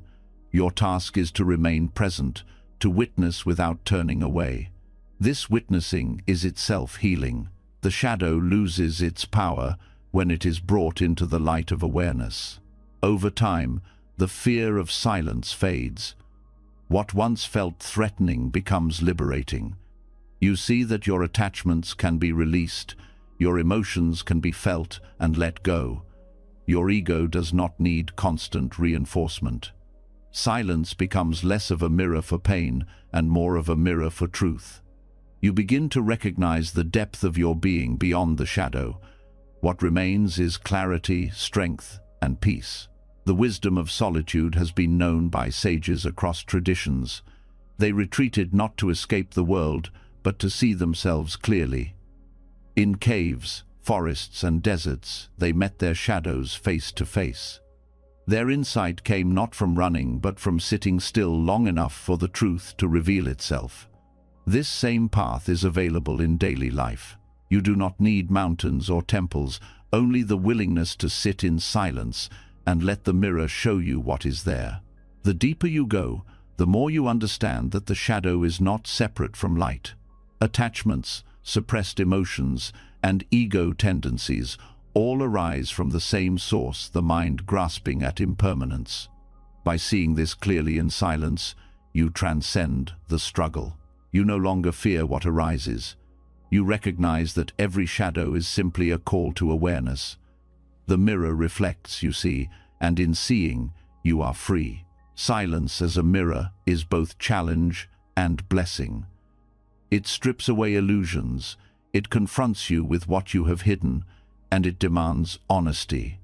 But it also offers the possibility of liberation no external teacher can give. By facing yourself fully, you dissolve the forces that unconsciously drive your suffering. Solitude is not emptiness, it is clarity. And in that clarity, you find the strength to live authentically, free from the shadows that once ruled from the dark.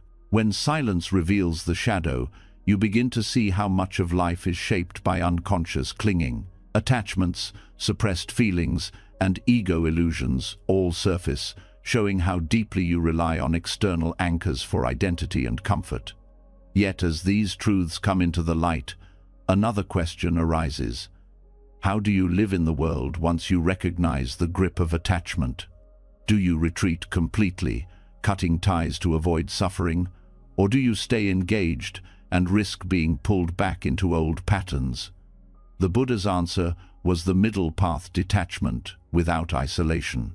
It is the art of withdrawing inwardly while remaining connected outwardly, a balance that keeps you free without turning you cold. Detachment in this sense is not indifference. It does not mean rejecting life, avoiding people, or refusing to care. It means loosening the grip of need. When you are detached, you can love without clinging, work without being consumed, and live without being enslaved by every rise and fall. Isolation pushes others away, but detachment brings you closer in a healthier way. You connect not because you need constant validation, but because your presence is whole. This practice begins with awareness of how attachment shapes behavior. In relationships, attachment often hides behind the word love. You may believe that caring means holding tightly, controlling outcomes, or expecting others to complete you. But silence and self-reflection reveal the truth. This is not love, but dependency. Detachment does not diminish love. It purifies it. When you stop clinging, affection becomes freer, respect deepens, and the bond is lighter. Love becomes an offering, not a demand. In daily life, detachment also transforms how you relate to possessions and success.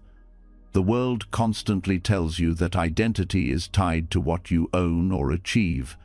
The more you grasp, the more fear arises, fear of loss, fear of failure. Detachment is not rejecting wealth or goals, but relating to them without chains. You can work hard, create, and enjoy, but you do not collapse if things change. You remain steady, whether praised or criticized, whether fortune rises or falls. This steadiness is the fruit of inward withdrawal without outer rejection. The middle path is essential because extremes create imbalance. Complete withdrawal into isolation may protect you from pain, but also cuts you off from the richness of human experience. Total immersion in the world without detachment leaves you enslaved by its ups and downs. The Buddha warned against both extremes. The middle path teaches that freedom comes not from running away, but from walking through life with balance, engaged yet unbound. In practice, this means cultivating an inner space that is untouched, even while you move through noise and responsibility. Meditation trains this capacity. You learn to return to the center again and again, noticing thoughts, emotions, and external pressures without clinging. Over time, this calm begins to accompany you everywhere. In conversations, you are present but not reactive. In work, you are committed but not consumed. In relationships, you are loving but not dependent. This is detachment without isolation, lived in daily action. Detachment also changes how you face loss. When you are attached, loss feels like the end of yourself. You collapse because you had fused your identity with what is gone. Detachment allows grief to flow without destroying you. You mourn but do not lose your center. You acknowledge impermanence without resisting it. This does not make you cold, it makes you resilient. You can comfort others not by denying pain, but by showing that peace is possible even in the midst of it. In community, life detachment is equally vital. Social ties often pressure people into conformity, into adopting values and opinions simply to belong. Detachment allows you to remain part of society without being swallowed by it. You can participate without losing your voice, contribute without being enslaved by group identity. This balance allows compassion to flourish. You care for others not because you fear rejection, but because your connection is genuine. The practice also prevents burnout. Many who serve others fall into exhaustion because they attach their worth to constant giving. Detachment teaches you to serve without clinging to results. You act from compassion, not from the need to be needed. You give fully, but when the outcome is not as hoped, you release it. This protects your energy and allows your service to remain sustainable. Detachment without isolation also transforms how you listen. When you are attached to being right or being seen, conversations become battles of ego. With detachment, you hear others without needing to control their view. You respond with clarity, but without compulsion to dominate. This creates respect and openness. Ironically, detachment allows deeper connection because it removes the noise of ego. The discipline requires honesty. Many claim detachment while secretly hiding behind isolation. They withdraw to avoid facing pain, masking fear as wisdom. True detachment faces life directly, without running. It stays engaged but free, compassionate yet centered. It requires courage to remain in the world without clinging to it. But each time you practice, you prove that freedom does not require escape. Buddhism describes this state as being in the world, but not of the world. Like a lotus that grows in muddy water, yet remains unstained, you live among conditions but are not bound by them. This image captures the essence of detachment without isolation. The lotus does not reject the mud, it uses it as nourishment. Likewise, you do not reject society, relationships, or responsibilities. You grow through them, using them as the field where your wisdom blossoms. In practical terms, detachment without isolation can be cultivated through small acts. Begin by observing your emotional pull in everyday situations. Notice when you feel the need to control, to explain, to cling. Instead of acting on it, pause, create inner space. In relationships, allow others to be as they are, without demanding constant reassurance. In work, focus fully on the task, but release attachment to results. In possessions, enjoy them, but remember they are temporary. Each act strengthens the habit of engagement without chains. Over time, this practice reshapes your life. Relationships feel lighter, responsibilities less heavy, successes less intoxicating, losses less devastating. You discover a steadiness that is not dependent on circumstances. People sense your presence as calming, trustworthy, authentic. You are connected, yet free. This freedom is not cold detachment, but warm balance, allowing you to love more deeply because you no longer cling. The path of detachment without isolation is not about leaving the world, but about meeting it differently.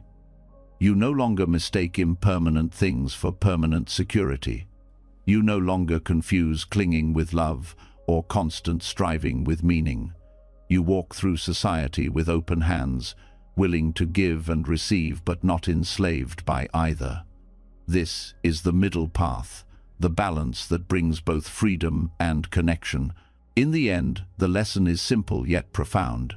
You do not need to retreat to mountains to be free. Freedom is cultivated in the heart, in the ability to withdraw inwardly while remaining present outwardly.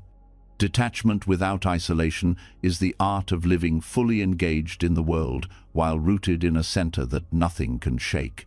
It is the strength to care without clinging, to act without grasping, to belong without losing yourself. And it is in this balance that the beauty of the middle path reveals itself as the way to peace. When detachment without isolation becomes part of your life, you start to see how freedom and connection can coexist. You remain present in relationships, in work, in society, but no longer chained by the weight of constant craving or fear. This balance naturally leads to another insight. True transformation is not shaped by the loud choices everyone sees, but by the quiet, invisible decisions you make each day. It is not the declarations of what you will become that carve your path, but the silent self-discipline that no one applauds. These unspoken choices, what you eat, how you spend your attention, what habits you cultivate, carry the subtle power to reshape your destiny in ways more profound than public promises ever could. The strength of unspoken choices lies in their consistency. Public resolutions may create excitement, but they fade when not backed by daily discipline. The food you choose at dinner, the way you begin your morning, the thoughts you allow your mind to linger on, these are the true architects of your future. They are quiet, often unnoticed by others, but they build momentum that over time becomes unstoppable. Like water carving valleys through mountains, small, consistent actions reshape the landscape of your life. Diet offers a clear example. Every bite is a choice that communicates to your body. Food is not only fuel, it is a message, telling your system whether to strengthen or weaken, to restore or inflame. You do not need to announce your diet to the world. The quiet decision to nourish yourself with balance is itself a discipline that transforms how you feel, think, and act. Over months and years, This silent practice shapes not only health, but also clarity of mind and steadiness of emotion. The body becomes a vessel aligned with awareness. Habits extend this principle.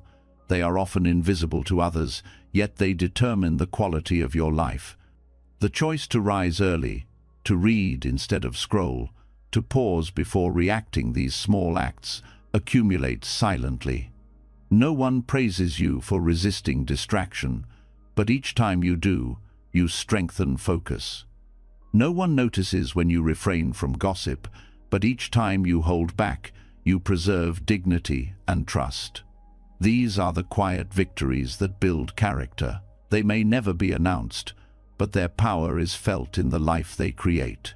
Attention is perhaps the most subtle yet powerful field of unspoken choice.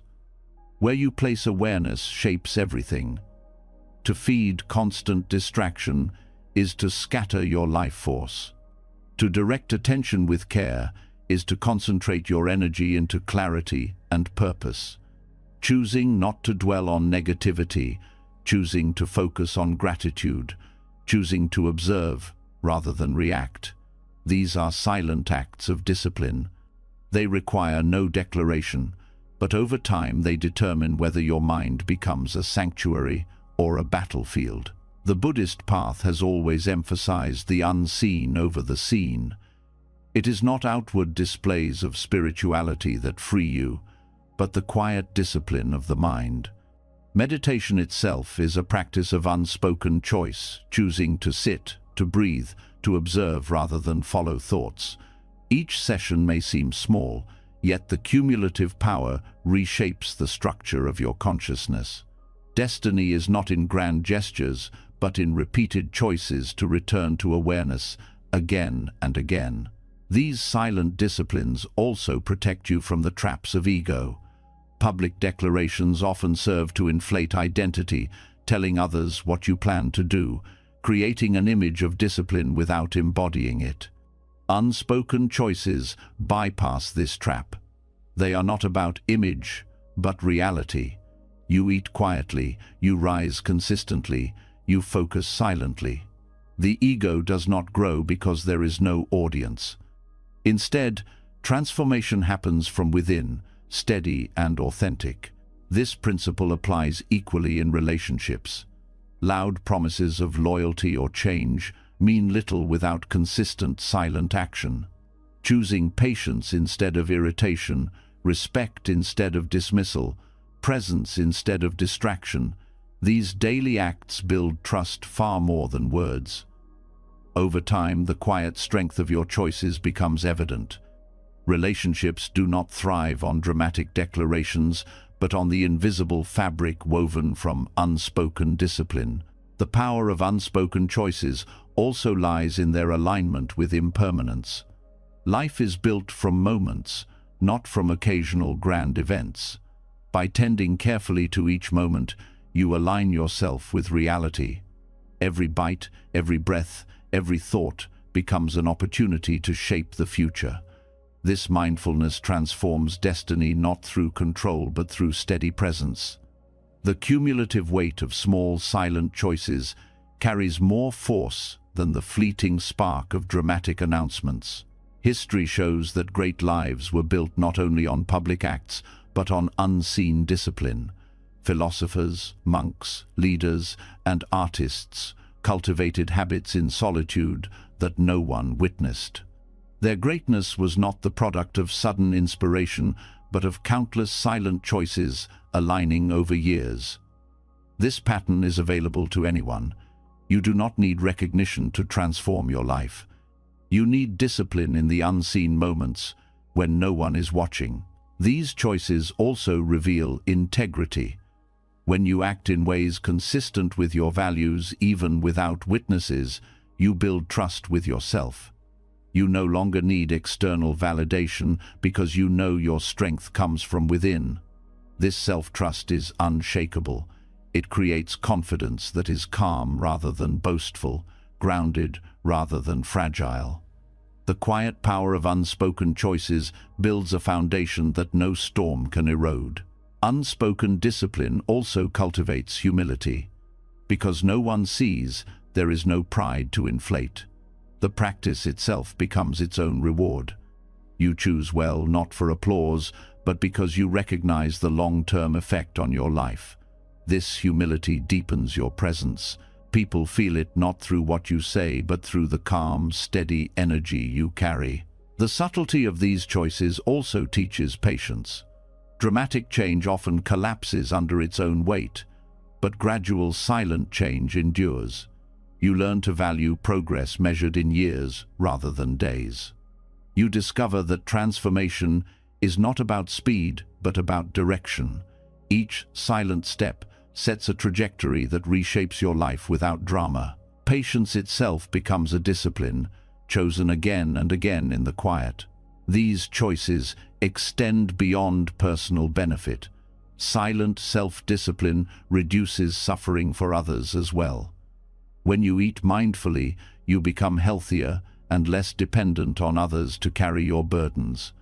When you train your habits, you create a stable presence that calms those around you.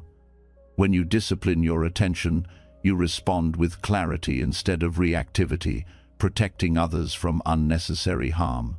Silent choices ripple outward, shaping not only your destiny, but the lives of those you touch. The deeper lesson is that destiny is not an accident, but the result of thousands of choices, most of them invisible. Each one is a seed planted in the soil of your life. Public words may impress for a moment, but seeds are planted in silence. The harvest comes from what you choose in private, not what you declare in public. This truth is both empowering and humbling. It places responsibility in your hands at every moment. Buddhism teaches that liberation itself is cultivated through countless small acts of discipline, ethical choices, mindful actions, silent restraint. Each act may seem minor, but together they reshape the mind, dissolving ignorance and planting wisdom. This path is not loud. It is built on unspoken choices repeated steadily over time. That is why its power is so great. In the end, the life you create is not determined by what you announce, but by what you practice.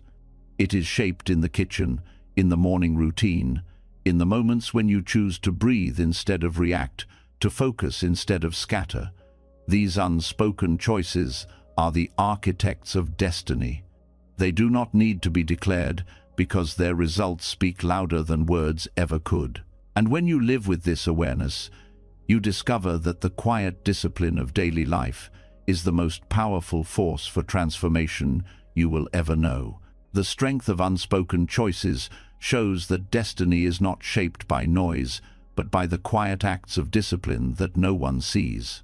When this truth takes root, another layer of wisdom unfolds. You begin to notice how much of modern suffering comes not from hunger or danger, but from comparison. The endless measuring of yourself against others, the craving for recognition, the subtle competition for worth, all of it drains peace and blinds you to your own path. The antidote is not found in competing harder, but in turning inward. Self-focus, rooted in Buddhist reflection, becomes the medicine that dissolves envy, competition, and the addiction to external validation.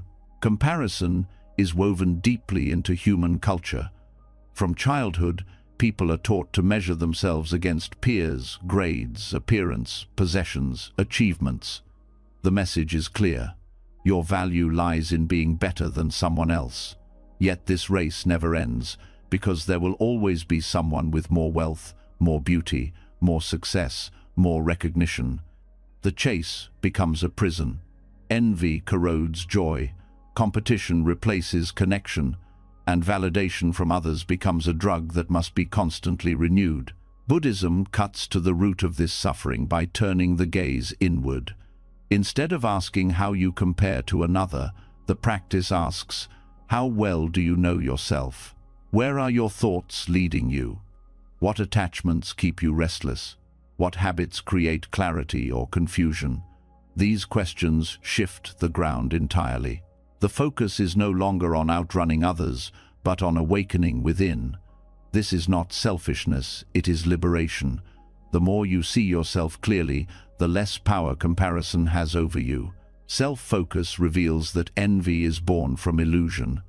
When you compare your life to someone else's, you see only fragments, not the whole picture. You see their highlight, but not their struggle, their surface, but not their depth. Silence and self-reflection expose the futility of envy by showing that every being carries impermanence, suffering, and longing. No one's life is perfect, and no comparison is complete. When this truth is seen directly, envy weakens. You begin to wish others well instead of resenting them, because you understand that joy cannot be stolen, it must be cultivated within. Competition, too, begins to dissolve under self-focus. In reflection, you notice how striving to outshine others fuels restlessness. The victory never satisfies because the ego always wants more. Self-focus shifts the question from "Am I ahead?" to "Am I aligned?" You measure progress not against others but against your own clarity, your own growth. This subtle change transforms energy. Instead of chasing shadows, you invest in steady development. The pressure to dominate fades, replaced by the peace of walking your own path. External validation loses its grip through the same process. When you examine the craving for approval, you see its emptiness. Praise feels good briefly but fades quickly, leaving you hungry again. Criticism wounds deeply because it strikes at insecurity. Self-focus breaks this cycle by anchoring worth in awareness rather than opinion. You learn to trust the quiet voice within that arises in silence, the one not shaped by applause or rejection. This inner grounding makes you free. Approval becomes pleasant but unnecessary, criticism uncomfortable but not devastating. This path is practical, not abstract. In daily life, you can practice by noticing when comparison arises. Instead of following the thought, you pause. You turn inward. You ask, what part of me feels lacking? What story am I telling myself? In this way, envy becomes a teacher, pointing to where self-reflection is needed. Each time you redirect attention inward, you weaken the habit of comparison. Over time, the mind learns to rest in self-awareness rather than chasing external measures. Self-focus also strengthens compassion. When you are no longer consumed by comparison, you see others more clearly. Their success does not threaten you, their struggles do not elevate you. You recognize shared humanity. Joy for others' good fortune arises naturally when you are no longer measuring yourself against them. This joy, called mudita in Buddhism, is one of the highest forms of compassion. It frees you from the poison of envy and allows relationships to flourish without hidden rivalry. Another benefit of self-focus is clarity of purpose. Social comparison often scatters energy. You chase goals not because they align with your values, but because you want to keep up. Reflection helps you see what is truly meaningful. You ask, what nourishes my growth? What brings peace? What reduces harm? These questions align you with your authentic path. Even if your achievements seem small by external standards, they bring profound fulfillment because they are true to your being. This practice also heals insecurity. When you constantly compare, you reinforce the belief that you are not enough. Reflection shows that this belief is rooted in illusion. The mind creates a self-image and then measures it against others, forgetting that the self itself is impermanent and constructed. By observing thoughts and emotions in silence, you see through this illusion. You realize that worth is not a comparison, but an inherent quality of being alive. This recognition dissolves insecurity at its root. The teachings of impermanence further dismantle comparison. When you reflect deeply, you see that every success, every failure, every possession, every appearance is temporary. To compete endlessly for what cannot last is madness. Self-focus reveals the futility of clinging to status or validation. Instead, You invest energy in cultivating qualities that endure: wisdom, compassion, awareness. These are not measured against others, they are cultivated within. Self-focus also teaches responsibility. Comparison often leads to blame. You resent others for having what you lack, or resent yourself for not keeping up. Reflection cuts through this by showing that your path is yours alone. No one else can walk it. Blame fades when you take full responsibility for your growth. This responsibility is not heavy but empowering. It frees you from waiting for others to validate or rescue you. Your freedom rests in your own awareness and choices. This inner work changes outer life. Relationships become healthier because they are no longer driven by hidden envy or competition. Work becomes more fulfilling because it aligns with values rather than with external approval. Even solitude becomes rich because you no longer measure its worth against society's standards. You live from within, steady regardless of external fluctuations. The power of this antidote is quiet but profound. It does not come from dramatic renunciation, but from steady practice of turning inward. Each time envy arises, you reflect. Each time you crave validation, you pause. Each time you compare, you return to self-awareness. Slowly, the habit of comparison loses its hold. You discover peace, not by outrunning others, but by resting in your own being. The Buddha's path was never about competing with others, but about awakening within. He showed that envy and competition arise from ignorance of the self. Self-focus reveals the illusion, and in that revelation, the poisons dissolve. The antidote is not to fight comparison directly, but to see through it. Once you see clearly, the race ends on its own. In the end, the practice of self-focus is the key to freedom from one of the deepest modern illnesses. It frees you from the endless treadmill of envy and competition, from the fragile dependence on external validation. It roots you in awareness, aligns you with your true path, and opens the heart to genuine compassion. You do not need to compare when you are whole. You do not need to compete when you are at peace. You do not need validation when you trust your own awareness. And in this freedom, life becomes lighter, clearer, and infinitely more authentic. When self-focus dissolves the poison of comparison, you begin to notice another layer of bondage hidden beneath the surface, the endless cycle of wanting. Comparison fuels envy, but desire itself is the fire that keeps suffering alive. It whispers that happiness lies just beyond the next possession, the next achievement, the next pleasure. Yet the more you chase, the further peace slips away. Buddhism points again to silence as the medicine. Inward quietness dismantles craving at its root, showing that excess desire is not quenched by more attainment, but by the stillness that reveals contentment was present all along. Desire in itself is not always harmful.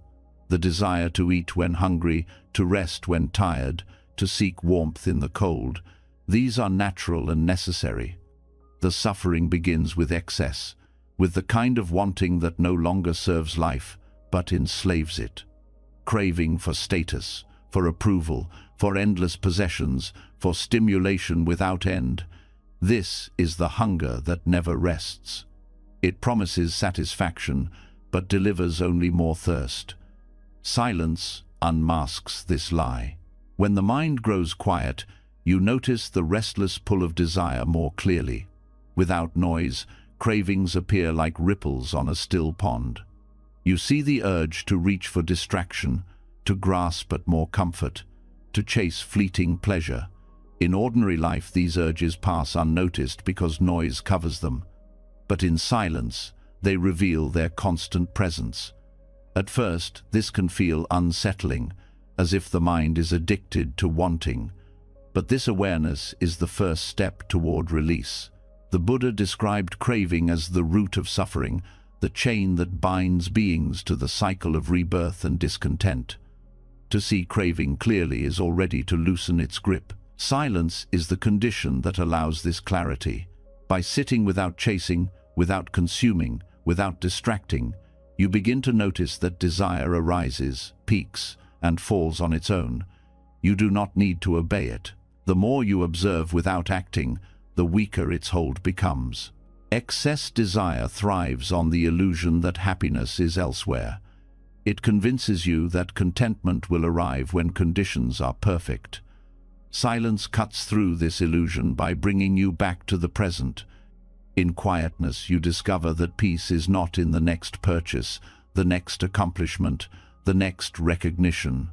It is here, in the stillness of awareness. The craving loses strength because its promise is exposed as false. Contentment arises not by satisfying every desire, but by recognizing you already have enough. Silence trains the mind to rest in this truth. When the world's noise fades, you notice simple joys, the breath flowing, the body alive, the space around you steady. Gratitude naturally follows. The craving for more softens because you see abundance in the present. What once felt lacking is revealed as complete. This does not mean rejecting life or refusing all pleasures. The middle path is not self-denial but balance. Excess desire creates suffering, but mindful enjoyment of life's gifts brings harmony. Silence helps you distinguish between the two. You learn to tell the difference between natural need and restless craving. You eat when hungry, not when bored. You rest when tired, not when anxious. You seek joy without clinging to it. Silence teaches moderation without force, balance without repression. Desire often hides beneath layers of identity. You crave recognition because it affirms ego. You crave possessions because they signal worth. You crave stimulation because it keeps you from facing inner emptiness. Silence strips these illusions bare. Alone with yourself, you realize how much of your wanting is not about the object, but about the image. By exposing the root, silence dismantles the structure. When you no longer need to protect the ego, many desires fade naturally. Contentment is not passive, it is active presence. In silence, you do not numb desire, you transform it. The restless energy once spent on craving is redirected into awareness, creativity, compassion. A mind no longer chasing excess has energy to live deeply. This is why monks who renounce excess are not lifeless but vibrant. Their vitality comes from freedom. Without being drained by endless wanting, they channel energy into wisdom and kindness. The modern world thrives on stimulating desire. Advertising, entertainment, social media, all are designed to feed restlessness. To live without excess craving is a radical act. Silence becomes resistance. By stepping back, by creating space free of constant input, you reclaim sovereignty over your mind. You begin to choose consciously rather than being led unconsciously by every spark of desire lit by the outside world. This discipline reshapes daily life. The choice to eat mindfully instead of indulging excess.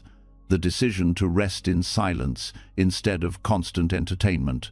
The habit of pausing before purchasing each is a practice of dismantling craving. Over time, these choices accumulate into contentment. You no longer need more because you have discovered enough. Relationships transform as well. Excess desire often poisons love, turning it into possession or dependency. Silence shows you the craving beneath attachment. You realize that true love is not about owning another or demanding constant attention. It is about presence without grasping. Contentment within yourself allows freedom for others. Love becomes lighter, more authentic, more compassionate. Work and ambition also shift. Desire for status and recognition often drives exhaustion and competition. Silence reveals the cost. It shows that striving for endless achievement leaves the heart empty. With this clarity, you learn to work from purpose rather than craving. Effort remains, but it is balanced, not enslaved. Success becomes meaningful when detached from excess desire. The death of excess desire is not a single event, but a steady dismantling. Each time you sit in silence, you weaken the chain. Each time you notice craving without acting, you break the cycle. Each time you rest in contentment, you train the mind to find peace within. Over time, the grip of craving loosens. Life feels lighter, not because you have everything, but because you no longer need everything. The ultimate lesson is that desire is not destroyed by force, but by awareness. Silence provides the awareness. It shows desire arising and passing, exposes its illusions, and reveals the contentment already present. This is the path the Buddha walked, and the path still open to anyone willing to sit in quietness. Excess desire dies not with dramatic renunciation, but with steady awareness in silence. Contentment born from this practice is unshakable. It does not depend on possessions, status, or external conditions. It is rooted in the recognition that peace is always available when craving is released. Silence is the doorway, desire the obstacle, and awareness the key. By walking this path, you free yourself from the fire of wanting and rest in the coolness of enough. And in that stillness, you discover that contentment was never far away. It was always waiting in the quiet. When silence teaches you how to dismantle craving and rest in the fullness of enough, you also begin to notice how often desire disguises itself in another form, the desire to be right. The need to win debates, to prove your perspective, to persuade others until they yield is one of the subtlest cravings of the ego.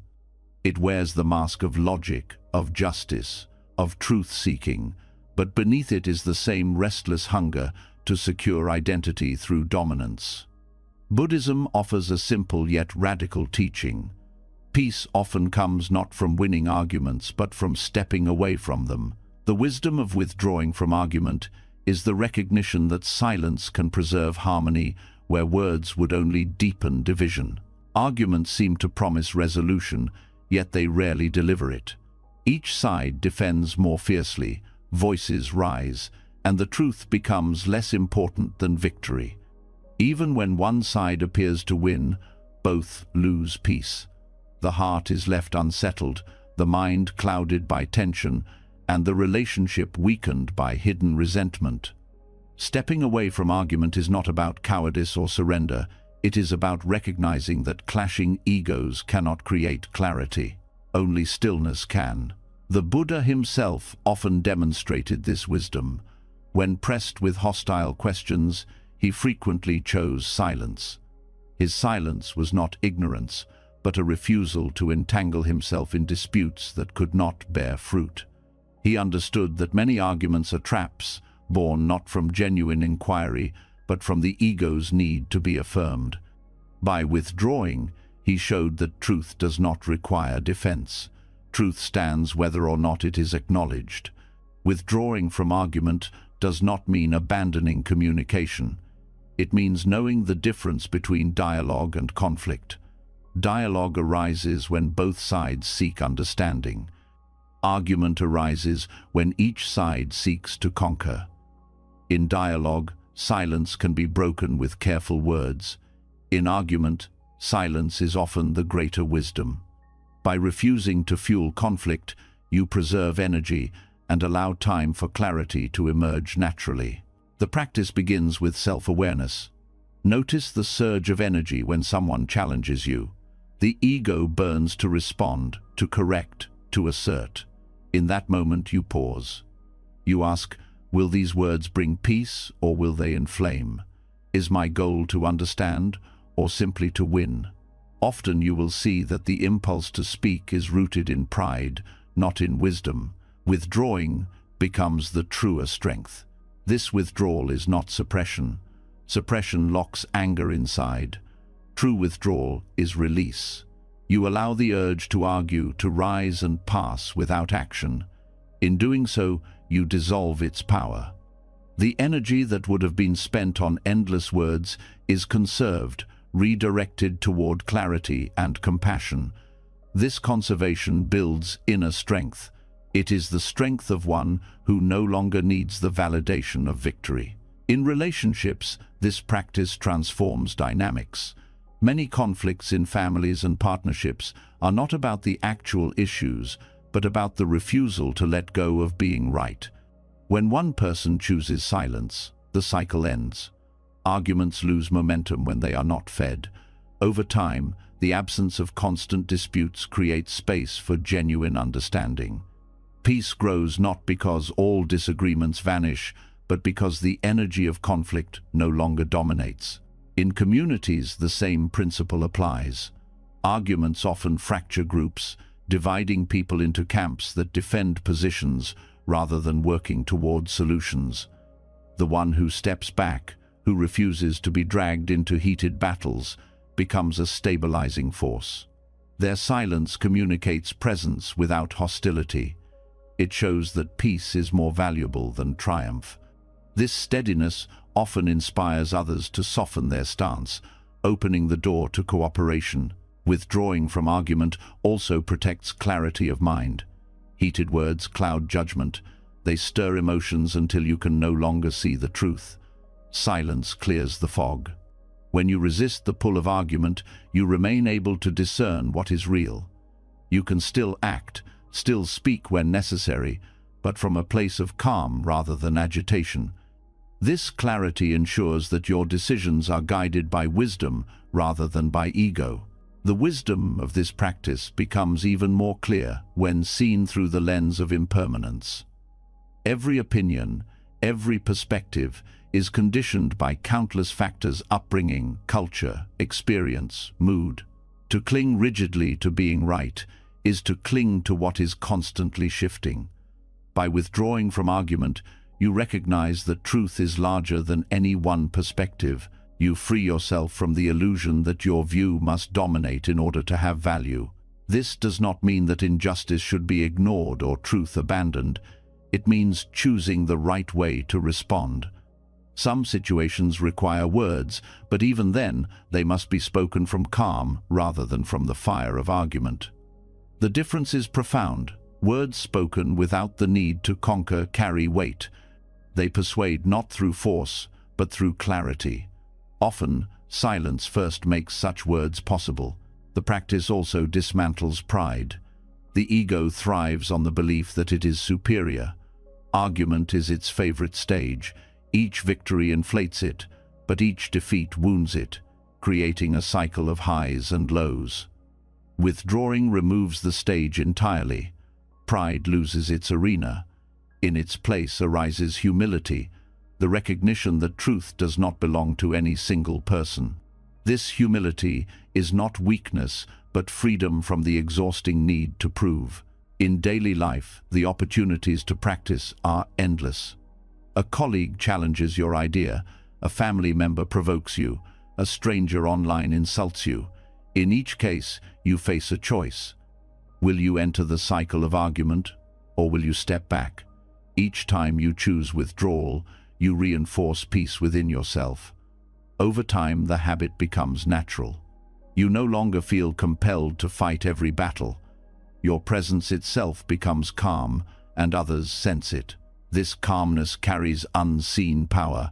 The one who does not argue cannot be manipulated easily. Insults lose their force because they find no target. Provocations fail because they are not met with fuel. This presence disarms aggression more effectively than words. It communicates strength without struggle, authority without noise. People begin to recognize that your silence is not weakness but mastery. The long-term fruit of this practice is liberation from constant conflict. Life is no longer a battlefield of opinions, but a path of peace. You conserve energy for what truly matters: growth, compassion, service, clarity. You realize that winning arguments may impress the ego, but refusing to enter them transforms the soul. This transformation is not dramatic but steady, reshaping how you meet every interaction. Buddhism calls this restraint right speech. Right speech is not only about what is said, but about what is left unsaid. The choice not to argue when no peace can arise is itself right action. It prevents harm, reduces suffering, and cultivates inner freedom. Each time you withdraw, you embody this wisdom. You show that peace is stronger than victory, silence more powerful than persuasion. In the end, the wisdom of withdrawing from argument is about choosing freedom over bondage. The ego wants to fight, awareness chooses peace. Arguments may win you points in the eyes of others, but silence wins you clarity, dignity, and strength. By stepping away, you do not lose.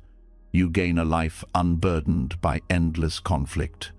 And in that space of peace, wisdom grows, compassion flourishes, and true strength is revealed.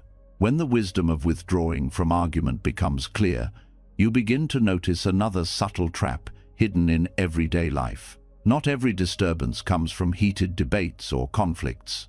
Much of it comes from words spoken casually, without thought, words that seem harmless in the moment, but carry consequences that ripple outward. Gossip shared in passing, exaggerations slipped into conversation, careless speech born from restlessness, these all plant seeds that shape the future in ways we rarely see. Buddhism calls this the hidden karma of idle talk, and it is a truth as sharp as it is humbling. Silence becomes not just a refuge from conflict, but a shield against the unseen chains created by words spoken without care. Idle talk is deceptive because it often feels light. A joke at someone's expense, a rumor repeated just to fill silence, a half-truth told to appear more interesting. These are not shouted arguments, yet they carry weight. Each word is energy. Once released, it cannot be taken back. Gossip spreads, shaping reputations and sowing mistrust. Exaggeration distorts reality, leading others astray. Careless words plant seeds of misunderstanding that may grow into resentment, even conflict. The karma is hidden because you rarely see its full effect, but it exists all the same. Silence prevents these ripples before they begin. By pausing, by refusing to speak without purpose, you stop the chain reaction of consequences that idle talk creates. This is not about becoming cold or mute. It is about recognizing the power of speech and respecting it. When words are used sparingly and with awareness, they become tools of healing instead of harm. Gossip is perhaps the most common form of idle talk. It thrives on the desire to feel significant, to bond over someone else's story, to fill emptiness with excitement.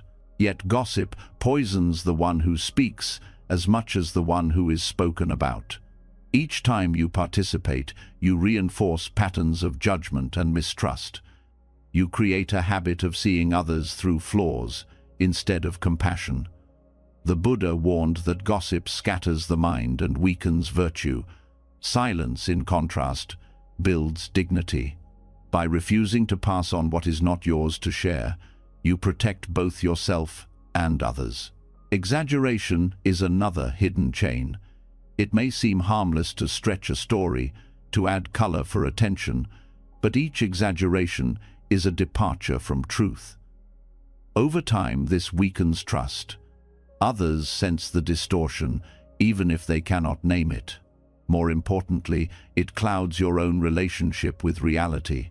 When you train yourself to bend truth for effect, you lose clarity in perception. Silence cuts this cycle. By choosing not to speak when honesty is not enough, you strengthen the habit of truthfulness. Your words, when spoken, become reliable because they are grounded in sincerity. Careless speech often arises from restlessness. When silence feels uncomfortable, people fill the space with whatever comes to mind. Jokes, criticism, trivial chatter, all to avoid stillness.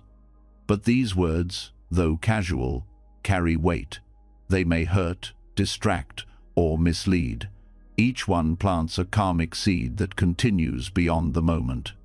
To practice silence here is to cultivate patience with stillness. You learn that not every space must be filled.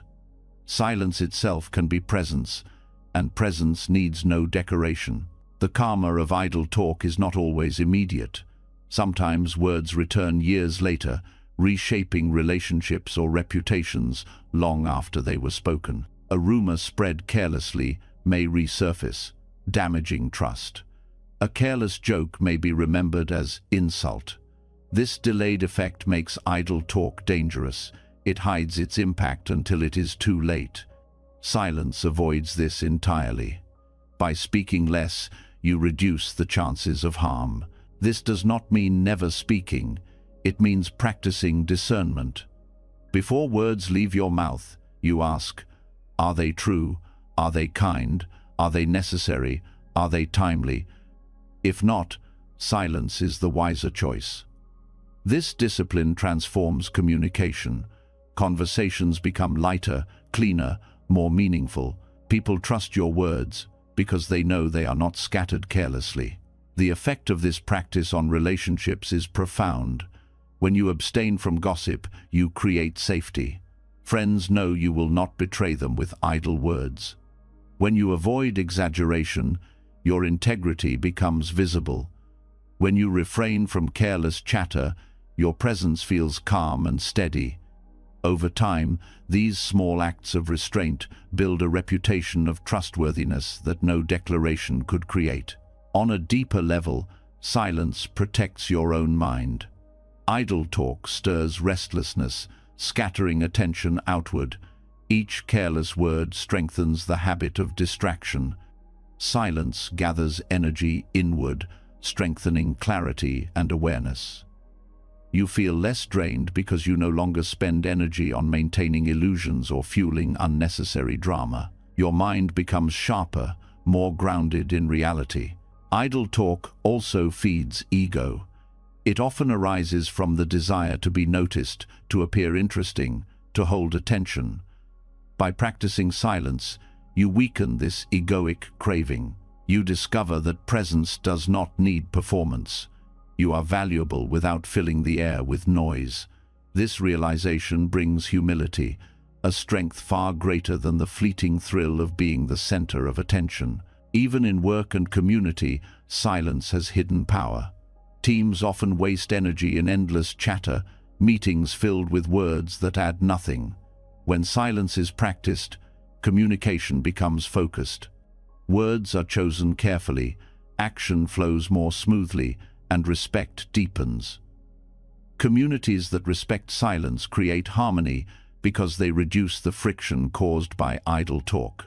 Buddhism places great emphasis on right speech, one of the steps on the Noble Eightfold Path. Right speech is not only about avoiding lies, but also about refraining from idle chatter. Each word is seen as an action with karmic consequences. By practicing silence, you align with this path. You reduce harm, you cultivate clarity, and you live with greater responsibility. In daily practice, this means noticing the urge to speak without purpose. Instead of following it, you pause.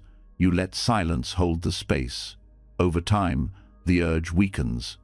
You discover that silence can be more powerful than words in creating connection. A quiet presence often communicates more respect and sincerity than a flood of chatter. The hidden karma of idle talk is real, but so is the hidden power of silence. Each time you choose restraint, you create ripples of peace instead of harm. You protect trust, preserve clarity, and conserve energy. You cultivate a reputation of sincerity that others feel even without words. And most importantly, you free yourself from unconscious patterns that would otherwise bind you. In the end, silence is not emptiness, but responsibility. It is the recognition that words are powerful, that even casual speech shapes the world. By practicing restraint, you ensure that when you do speak, your words heal rather than harm. You discover that the greatest strength lies not in constant talking, but in the discipline to remain quiet when quiet is best. And in this discipline, peace takes root where conflict and confusion once thrived. When the hidden karma of idle talk is understood, a deeper dimension of silence becomes visible. It is not only about avoiding gossip or careless speech, it is about the ethical weight carried by every sound that leaves your lips. To choose silence is often to choose harmlessness. In Buddhism, this principle is known as ahimsa, non-violence, the commitment to cause no harm in thought, word, or deed. Silence practiced with awareness becomes one of the purest forms of non-violence.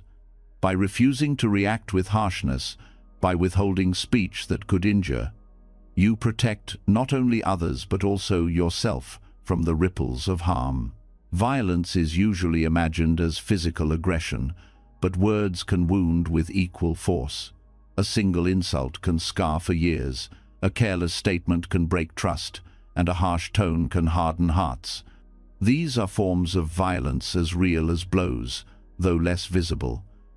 Choosing silence in moments of anger or conflict prevents these wounds. It interrupts the impulse to strike with words, giving space for the heat to cool.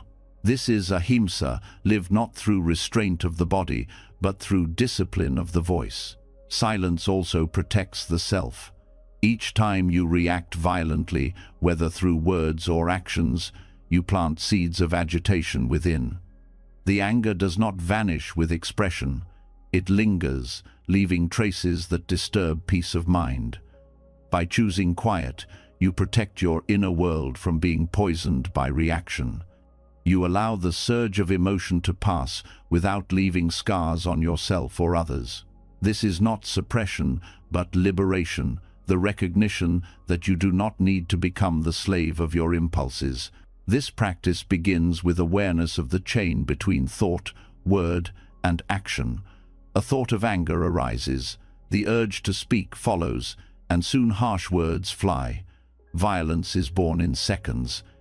But if you hold silence in the gap, the chain is broken. The thought loses momentum, the word never leaves, the action never forms. By guarding the gateway of the mouth, you dismantle violence at its root. Silence as non-violence also extends to subtle forms of harm. Sarcasm, mockery, unnecessary criticism, these may appear lighter than outright insults, yet they cut just as deeply. They erode trust, weaken connection, and fuel resentment. Choosing silence instead of indulging in these habits is a form of compassion. It communicates respect without needing to prove superiority. It allows relationships to grow in safety rather than suspicion. In families, this discipline has transformative power. Arguments often escalate not because of the issue itself, but because of the words exchanged in heat. Parents lash out at children.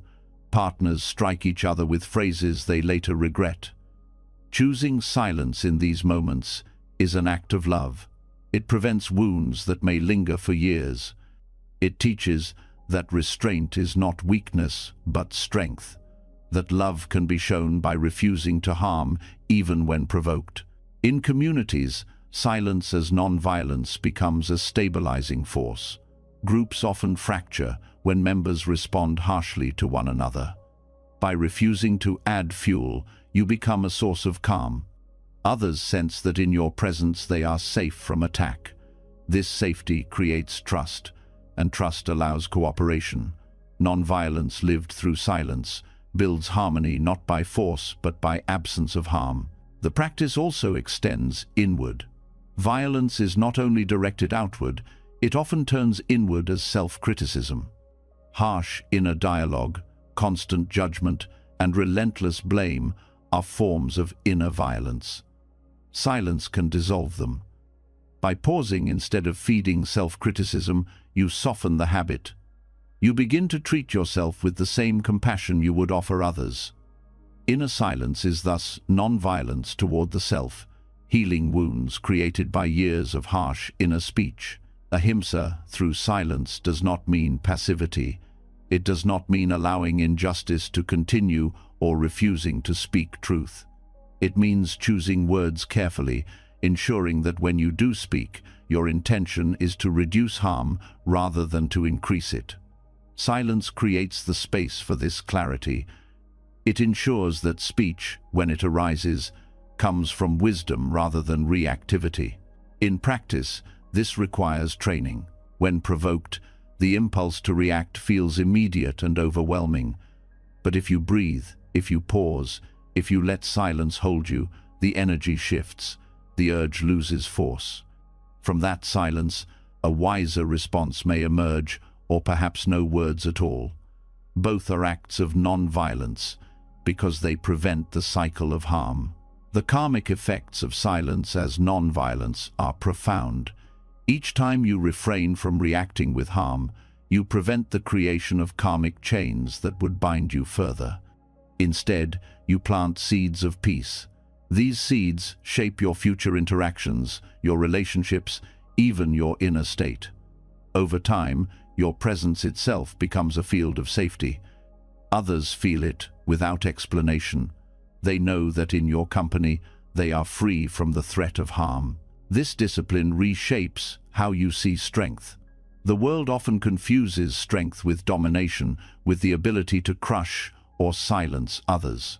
But true strength lies in restraint, in the ability to remain still when provoked. Silence reveals this strength. It shows that you are not controlled by others' aggression, that your peace cannot be stolen by their noise. This strength inspires, for it demonstrates mastery not of others, but of yourself. Buddhist practice often points to the ideal of harmlessness as the highest ethic. Monks vow not to harm any living being, not only in body, but in speech and thought. For lay people, silence becomes a practical way to embody this vow. By speaking less and listening more, by refusing to react violently, by holding stillness where harm might arise, you live ahimsa in every moment. In daily life, this can be practiced in small ways. When insulted, resist the urge to answer immediately. When tempted to criticize unnecessarily, hold your tongue. When self-judgment rises, pause in silence rather than feeding it. Each act is small, but together they build a life aligned with non-violence. Ultimately, silence as non-violence transforms both inner and outer worlds. It reduces harm in relationships, creates trust in communities, heals wounds within yourself, and plants seeds of peace in every moment. It is not emptiness, but fullness, the fullness of compassion, restraint, and wisdom. By choosing quiet over reaction, you live the deepest truth of ahimsa, that peace is not achieved by force, but by the absence of harm. The more you practice, the more natural it becomes. You find yourself less entangled in conflict, less drained by anger, less bound by harsh patterns. Life grows lighter, calmer, more harmonious. And in this silence, you discover that non-violence is not only a moral principle, but a way of being, a way that leads steadily toward freedom. When silence is practiced as non-violence, you begin to realize that peace is not simply the absence of harm, but the presence of wisdom. Choosing quiet over reaction protects others and yourself, creating space where anger cannot grow. Yet within this space, another truth emerges. Much of the struggle in life is born not from aggression, but from the illusion of control. The mind believes it must manage, push, and interfere with every detail, as if peace can only be secured by grasping tightly. But when you focus inward, when you reflect deeply, you see that much of life unfolds on its own. Control is a story, not a reality, and freedom comes from loosening its grip. The illusion of control is seductive. It promises safety. If you plan enough, work enough, anticipate enough, then nothing will go wrong. Yet reality continually breaks these promises. Plans change, bodies age, relationships shift, outcomes refuse to obey. The more you try to dominate life, the more exhausted you become, because the truth is simple, most of it is beyond your command. Self-reflection reveals this directly. You see how many times peace has come not from forcing but from allowing, how often clarity has arisen not from struggle but from stillness. Inward focus is not avoidance of responsibility. It does not mean abandoning effort or refusing to act. It means examining the mind that grasps for control, the inner restlessness that cannot tolerate uncertainty. In silence, you notice how much of your energy is spent on outcomes you cannot guarantee. You replay conversations, you worry about the future, you cling to the past. Reflection shows you that this is not control but suffering. The effort to control what cannot be controlled becomes a prison.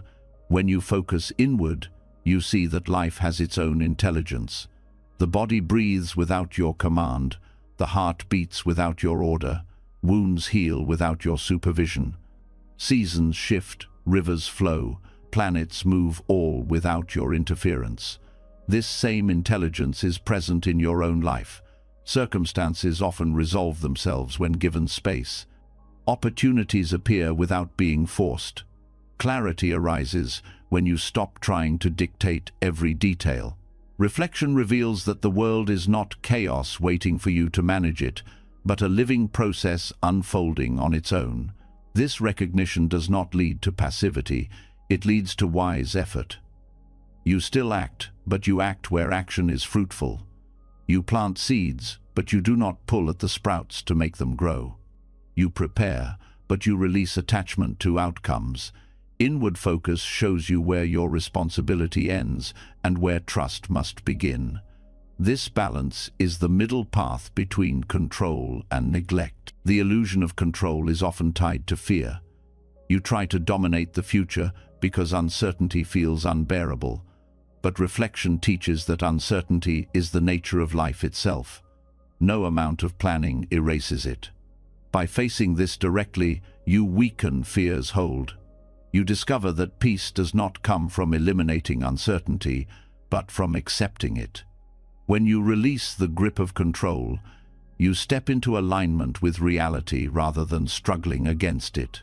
Relationships reveal this lesson vividly. Much conflict arises from trying to control others, expecting them to act as you wish, to meet your needs, to fit your image. Yet the more you push, the more resistance you create. Self-reflection shows that this urge to control is rooted in insecurity.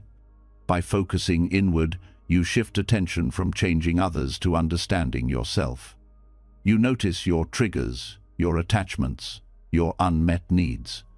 From this awareness, you begin to release control. Relationships become lighter because you no longer chain them with expectation. Work and ambition also carry the weight of control. You believe that constant interference will guarantee success. Yet reflection shows that forced striving often blocks creativity and blinds you to opportunities. Some of the greatest breakthroughs come when control is loosened, when you step back and allow intuition to guide. Inward focus reveals that clarity arises not from micromanaging every detail, but from aligning with purpose and allowing flow. The body itself teaches surrender. Despite your best efforts, it will age, it will tire, it will eventually return to the earth. No control can stop this. Reflection on impermanence turns this truth from fear into wisdom. By seeing that you cannot hold on, you learn to live fully now. Each breath becomes a gift, each moment enough. This release from control is not defeat, but liberation. Silence is the ground where this insight matures. When you sit quietly, without forcing thoughts away, you see that they rise and fall naturally. The mind, left alone, often settles itself. You realize you do not need to command every moment of awareness. This same truth applies to life. By stepping back, you see that much unfolds in its own rhythm. The more you focus inward, the more you trust this rhythm. The karmic weight of control is heavy. Each attempt to dominate creates tension. Each grasping adds to restlessness. By releasing control, you prevent these seeds from being planted. You conserve energy, reduce suffering, and create space for wisdom to arise. Life becomes less about constant battle and more about alignment with natural flow. Practical application begins with awareness. Notice when you are trying to control what cannot be controlled, the opinions of others, the future of events, the outcome of every effort. Pause, reflect, ask if this energy brings peace or tension. If tension, release it. Focus on what you can shape, your thoughts, your actions, your presence. The rest belongs to the unfolding of life. This discipline reshapes identity. The ego thrives on control, believing it is the master of everything. But when you release the illusion, the ego softens. You no longer see yourself as separate from life, but as part of it. This humility brings peace. You stop trying to dominate existence and instead participate in it.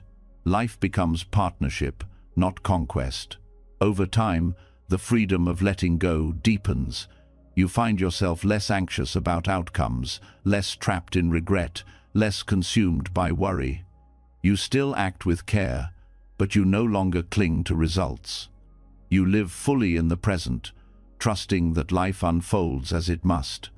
This trust does not make you passive, it makes you resilient. You flow with change instead of breaking against it. The illusion of control was never truth, it was always fear disguised as strength. By focusing inward, you pierce this illusion. You see that peace comes not from mastering every detail, but from mastering your response to life's uncertainty. You discover that much of what you sought to command is already cared for by the intelligence of existence itself. Your role is not to dominate but to align, not to control but to trust. In the end, self-reflection shows that surrender is not weakness but wisdom. To break the illusion of control is to free yourself from endless struggle. It is to live with open hands, steady in effort yet free from grasping. It is to act with care but rest in trust.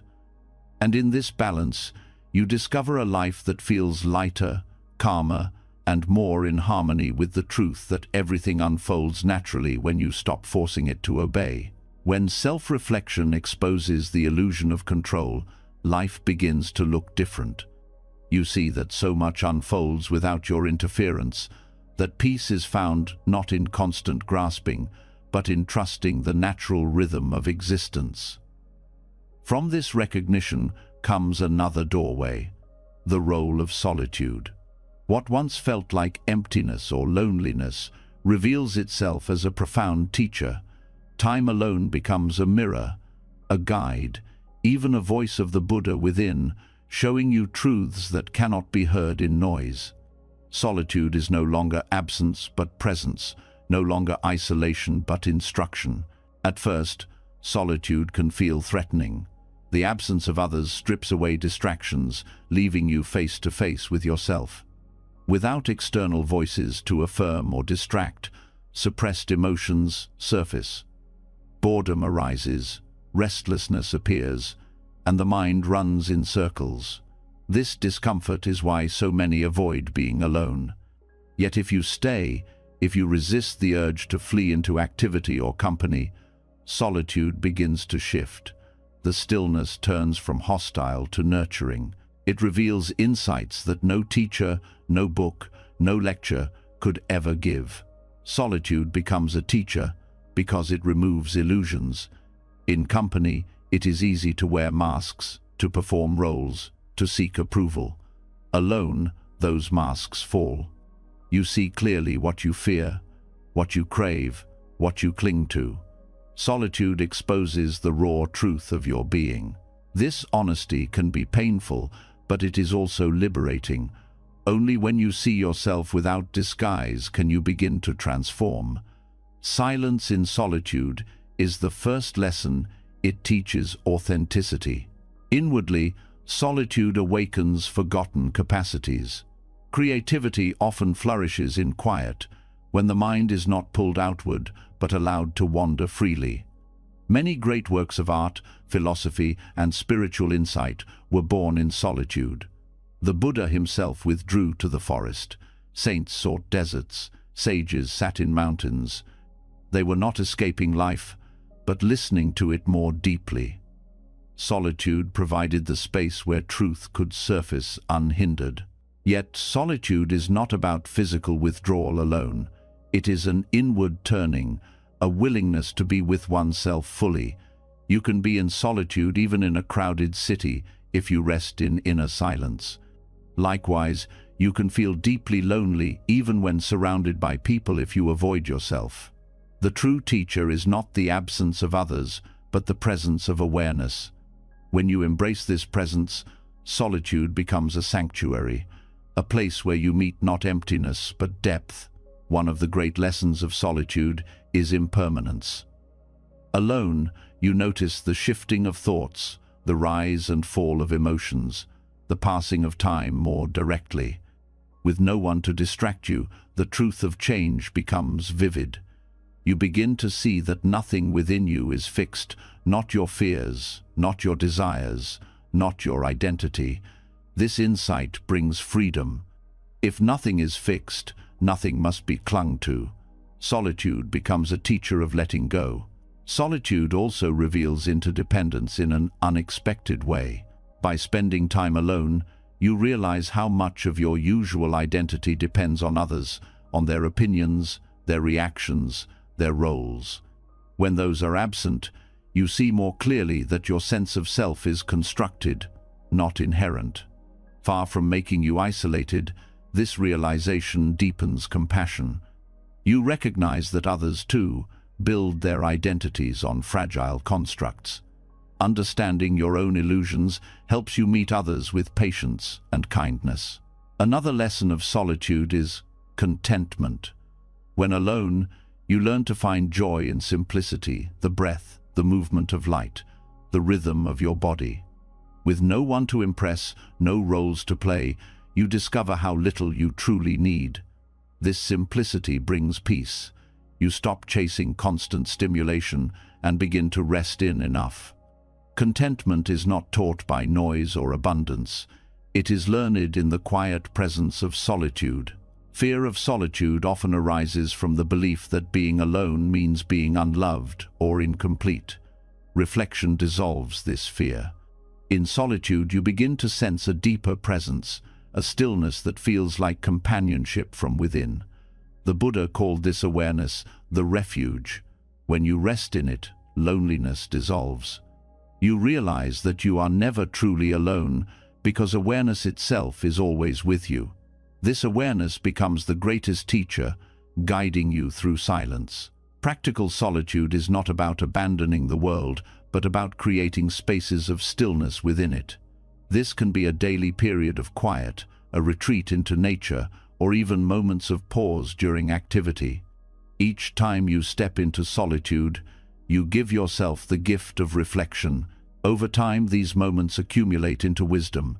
You begin to carry solitude with you, even in company, as a steady presence that keeps you grounded. The fruits of solitude are many. Clarity arises because distractions fall away. Strength grows because you no longer depend on others for constant affirmation. Compassion deepens because you understand yourself and, through that, understand others. Creativity awakens because silence gives space for new ideas to form. Above all, peace blossoms because solitude teaches you to rest in your own being without fear. Buddhism reminds us that solitude is not escape but practice. The Buddha encouraged periods of seclusion precisely because they reveal what cannot be seen in noise. Yet he also warned against clinging to solitude as an identity. The point is not to withdraw forever, but to use solitude as a teacher, then return to the world with greater wisdom. Solitude prepares you to live more fully, not to avoid living. Over time, solitude teaches trust. You learn to trust silence, to trust awareness, to trust the unfolding of life. The fear of emptiness fades, replaced by the recognition that what you called emptiness is fullness, fullness of presence, of clarity, of truth. Solitude shows you the Buddha within, the guide that was always waiting in the quiet. You realize that the answers you sought from others were already here, whispering in the silence of your own heart. When solitude becomes a teacher, it changes how you live. You no longer fear being alone because you know its value. You no longer avoid silence because you see its wisdom. You no longer cling to constant company because you carry a steady presence within. Solitude is no longer loneliness, but liberation, no longer absence, but guidance. And in this way, time alone becomes one of the most profound teachers you will ever meet, one that leads you directly to the truth of who you are. When solitude becomes a teacher, you begin to sense that silence does more than reveal inner truths, it also heals. The calm you discover alone is not only a lesson for the mind, but a medicine for the entire being. Stillness works not just on thoughts and emotions, but on the body itself, easing tension and restoring balance. Buddhism has long taught that silence nourishes the soul, yet modern understanding shows it also resets the nervous system. In quiet, both mind and body return to harmony, proving that stillness is not weakness but renewal. The nervous system is the bridge between your inner world and the outer environment. Every sound, every demand, every stressor is registered here. In constant noise, the system remains in a state of vigilance. Muscles tighten, breath shortens, the heart beats faster. The body lives as if danger is always near. Over time, this state of alertness drains energy, weakens immunity, and clouds clarity. Silence interrupts this cycle. It signals safety. In quiet, the nervous system shifts from defense to restoration, from tension to calm. This reset is not passive. It is active healing. When the mind grows still, breath deepens naturally. The heart rate slows, blood pressure eases, and hormones of stress begin to decline. Muscles unclench, allowing energy to flow more freely. The body, once locked in survival, turns toward repair. This is why silence feels nourishing. It is not merely psychological, it is physiological renewal at the most fundamental level. Buddhism has always recognized this connection. Monks retreat to forests and caves not only for spiritual clarity, but for the healing stillness of nature. The absence of constant stimulation allows body and mind to rest together. In this rest, awareness deepens, compassion strengthens, and health improves. Modern science now echoes what the tradition has long taught. Silence is medicine for the nervous system. The soul, too, is reset by stillness. In noise, the mind scatters outward, chasing distractions, replaying worries. The soul feels fractured, pulled in 1,000 directions. Silence gathers the pieces back. In stillness, you feel whole again, anchored not in chaos but in presence. The rest you experience is not sleep, but awakening, the return to your natural state of peace. Daily life often leaves little space for this reset. Phones buzz, voices demand, environments overflow with stimulation. The nervous system is rarely given a chance to exhale. This is why deliberate silence is essential.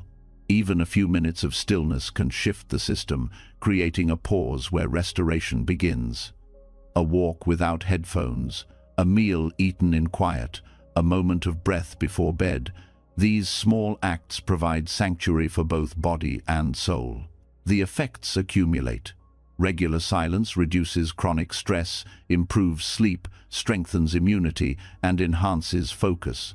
The mind becomes clearer because the body is no longer trapped in tension. The soul feels lighter because attention is no longer scattered. This cycle of renewal builds resilience. You become less reactive, less exhausted, more capable of meeting life with steadiness. The Buddhist path sees silence not as absence but as nourishment. Just as food sustains the body, stillness sustains the nervous system and the soul. Too much noise is like overfeeding on distraction. It clogs, it burdens, it overwhelms. Silence is fasting for the mind, cleansing for the spirit. It gives space for what is natural to emerge: clarity, balance, peace. This reset also deepens compassion. When the nervous system is strained, patience wears thin. Frustration rises easily, empathy shrinks.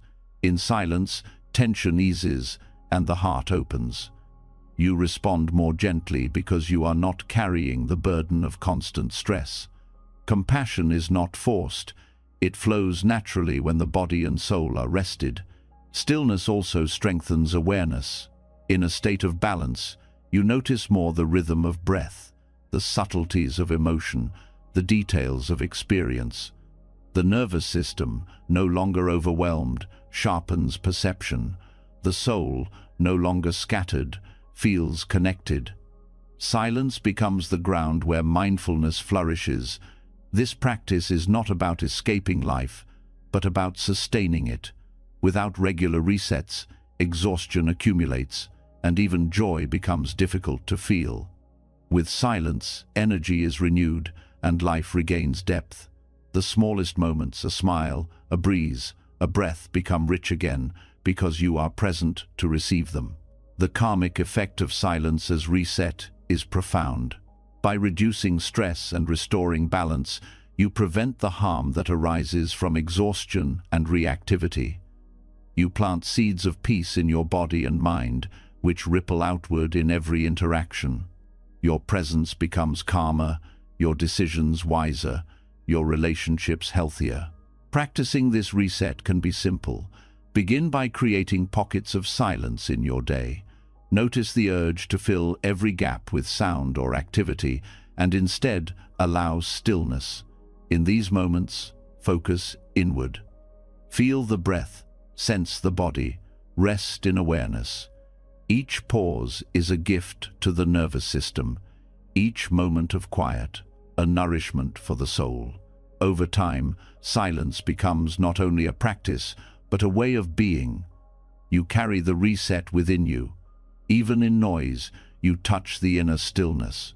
Even in stress, you return quickly to balance. The nervous system learns resilience. The soul learns peace. Life no longer feels like constant depletion, but like steady renewal. Silence as a reset reveals the truth that healing is not always in doing, but in allowing. The nervous system knows how to restore itself when given the chance. The soul knows how to return to peace when distractions fall away. Your task is simply to provide the space, and in that space, stillness does its quiet work, resetting both body and spirit toward harmony. When silence resets the nervous system and restores the soul, you realize that stillness is not only for recovery, but also for transformation. In quiet, the body heals and the heart softens, but something even more profound becomes possible: the cultivation of mastery over the self. Buddhism teaches that true strength does not come from constant action, but from the ability to watch without being consumed. By developing the observer's mind, you dissolve suffering before it takes form. You learn that watching with awareness is more powerful than reacting blindly, and in this watching lies the key to freedom. The habit of human life is to react. A thought arises, and you chase it. An emotion stirs, and you act on it. A provocation comes, and words spill out. This chain feels automatic, but it is not unbreakable.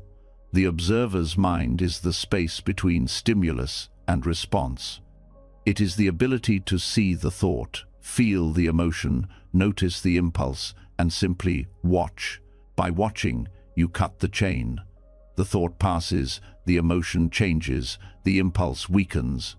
Suffering dissolves before it hardens into words or actions that would create lasting consequences. This skill begins with awareness of how the mind operates.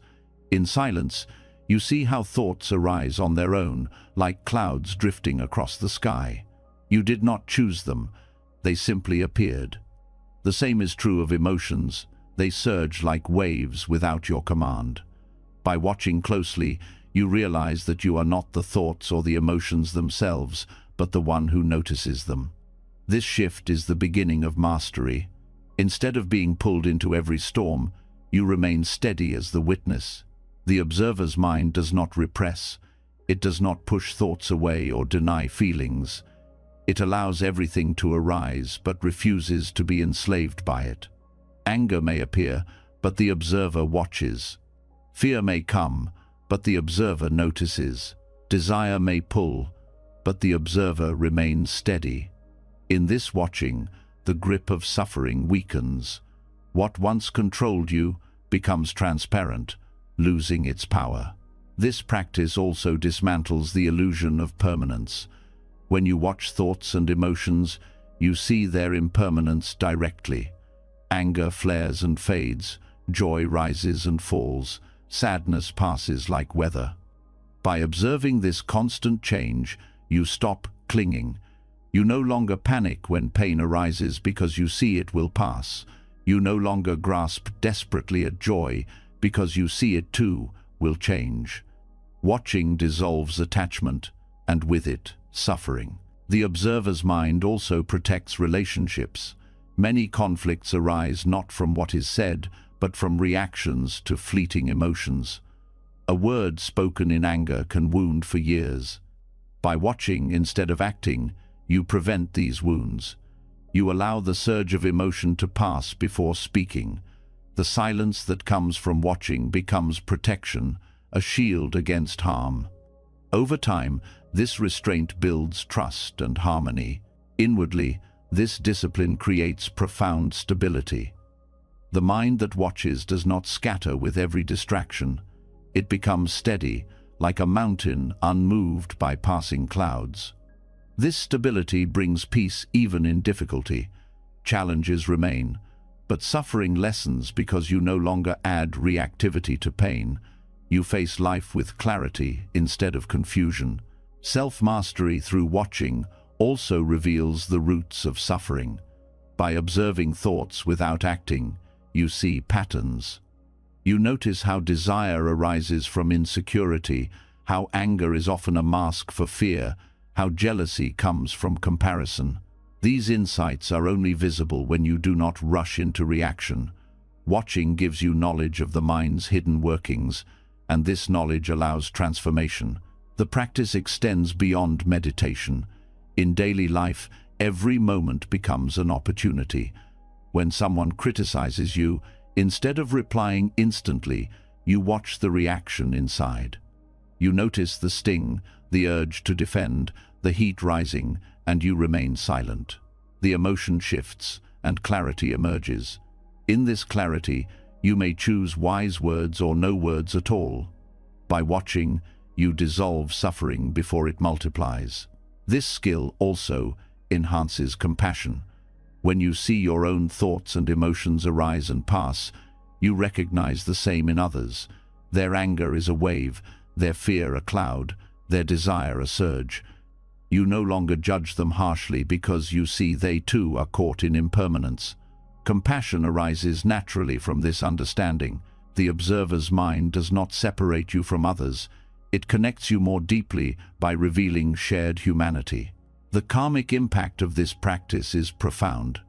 Most negative karma is created in moments of blind reaction, words spoken in anger, actions driven by fear, choices born of desire. By watching instead of reacting, you prevent these seeds from being planted. You conserve energy and reduce harm. Over time, the absence of reactivity reshapes your destiny, aligning your life with peace instead of conflict. Developing the observer's mind requires patience. At first, watching feels impossible. Thoughts race, emotions surge, and you are swept away. But each moment of noticing is progress. Each time you catch yourself before reacting, you strengthen the habit. Over time, watching becomes more natural. You begin to rest as the observer, even in challenging situations. The space between impulse and action widens, giving freedom where once there was only compulsion. This path leads to deeper insights into the nature of self. As you watch thoughts and emotions arise and pass, you begin to question, if I am not these thoughts, not these feelings, then who am I? The observer's mind reveals that the self is not fixed but fluid, not solid but spacious. You are the awareness itself, not the contents within it. This realization cuts through ego and opens the door to liberation. The fruits of this mastery are subtle yet transformative. You live with less regret because you no longer act from blind impulse. You carry less anger because you allow it to pass without feeding it. You feel less fear because you see it as transient. Life becomes lighter because suffering dissolves before it can harden. This is self-mastery, not domination over others, but freedom within yourself. In the end, watching rather than acting is not passivity but wisdom. It is the discipline to hold still when the mind demands reaction, the strength to let emotions pass without fueling them, the clarity to see impermanence directly. By cultivating the observer's mind, you prevent suffering before it forms, conserve energy for what matters, and live with steady peace. This is mastery not of the world, but of yourself, and in that mastery you find freedom. When mastery through watching rather than reacting becomes your way of living, you discover a freedom that is subtle yet profound. You see how much suffering dissolves when you no longer rush to defend, retaliate, or cling to every impulse. From this awareness grows another discipline, one that strikes at the heart of ego's constant restlessness, the art of not explaining yourself. To hold back from justification is to free yourself from the chains of perception, to stop living as a reflection of others' opinions, and instead embody the quiet power of authenticity. The urge to explain is deeply ingrained. From childhood, you are conditioned to defend choices, to prove worth, to make others understand. Approval feels like safety, and misunderstanding feels like danger.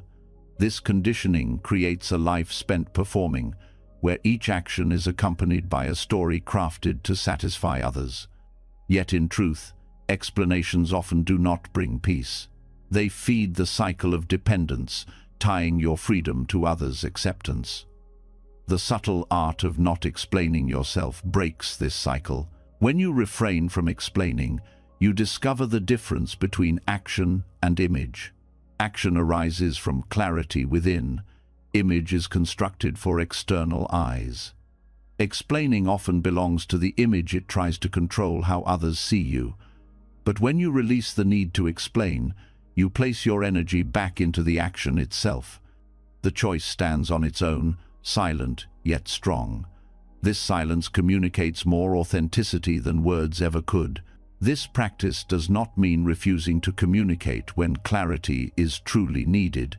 It means recognizing when explanations are not for understanding but for ego.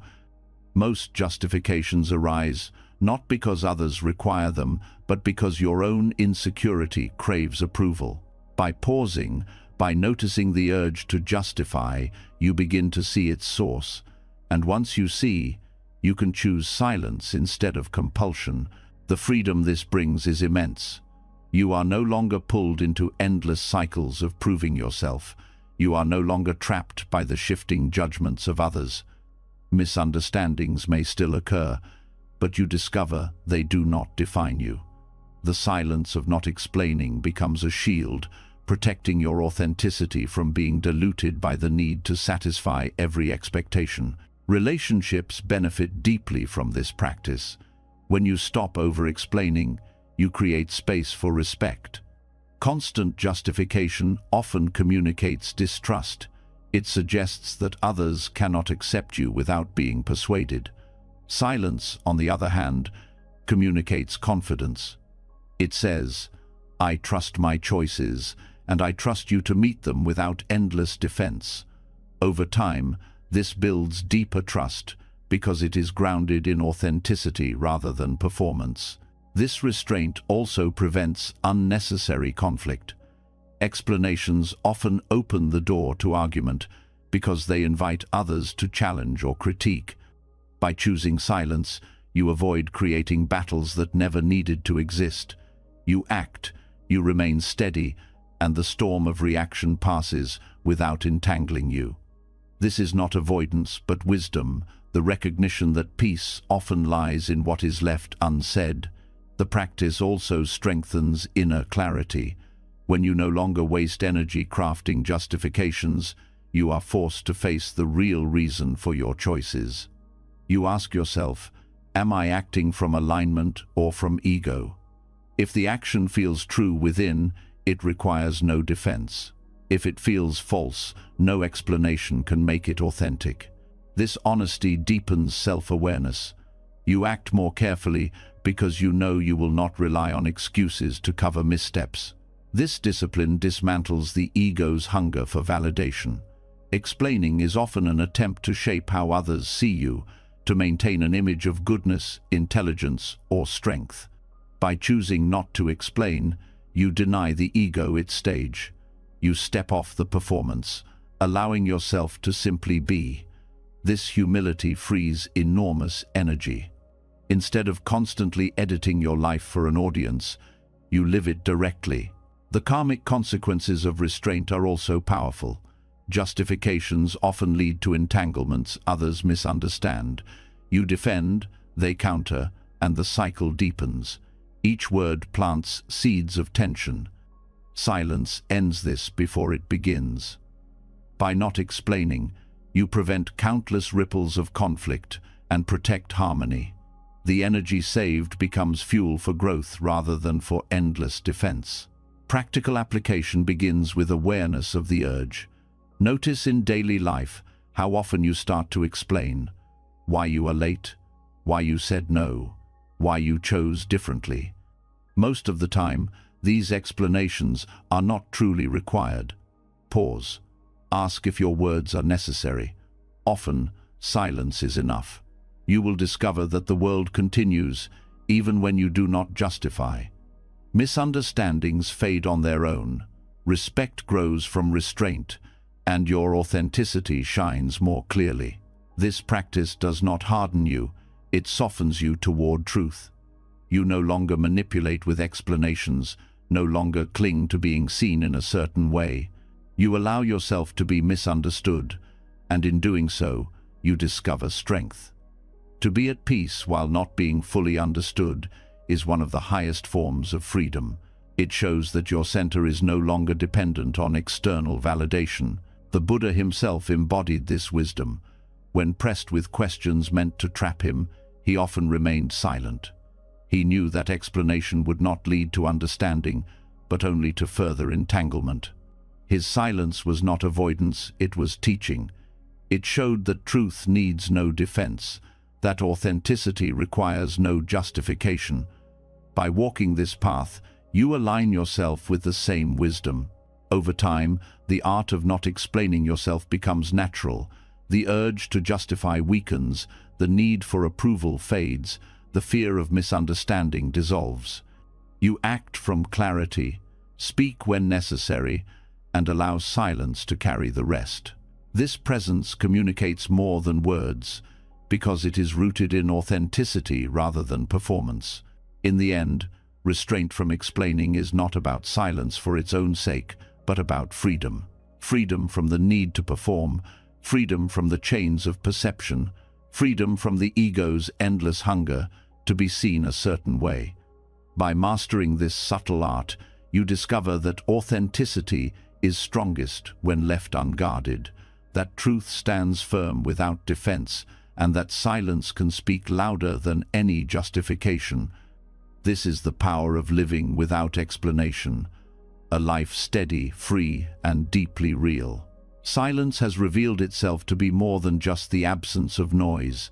It is the ground where restlessness settles into wisdom, where ego dissolves without a fight, where hidden shadows rise only to be healed. It is discipline, compassion, clarity, and refuge. By focusing inward, you discover that peace is not something you must chase, it is something you uncover, moment by moment, in the quiet within. From non-reaction to noble silence, from releasing comparison to dissolving excess desire, each step shows the same truth. When you stop stirring the water, it clears on its own, and in that clarity, life realigns itself naturally. So now the question is yours. Where will you begin? Will you start with a single pause before speaking, with 5 minutes of solitude each day, or with the courage to stop explaining yourself? Share in the comments what silence has taught you or what you are ready to let it teach you. Your reflections may spark the journey for someone else. If you found wisdom here and want to keep walking this path together, don't forget to subscribe to the channel. More lessons, more reflections, more practices are waiting, and the bell will make sure you never miss them. Until next time, keep your silence alive and watch how everything begins to fall into place.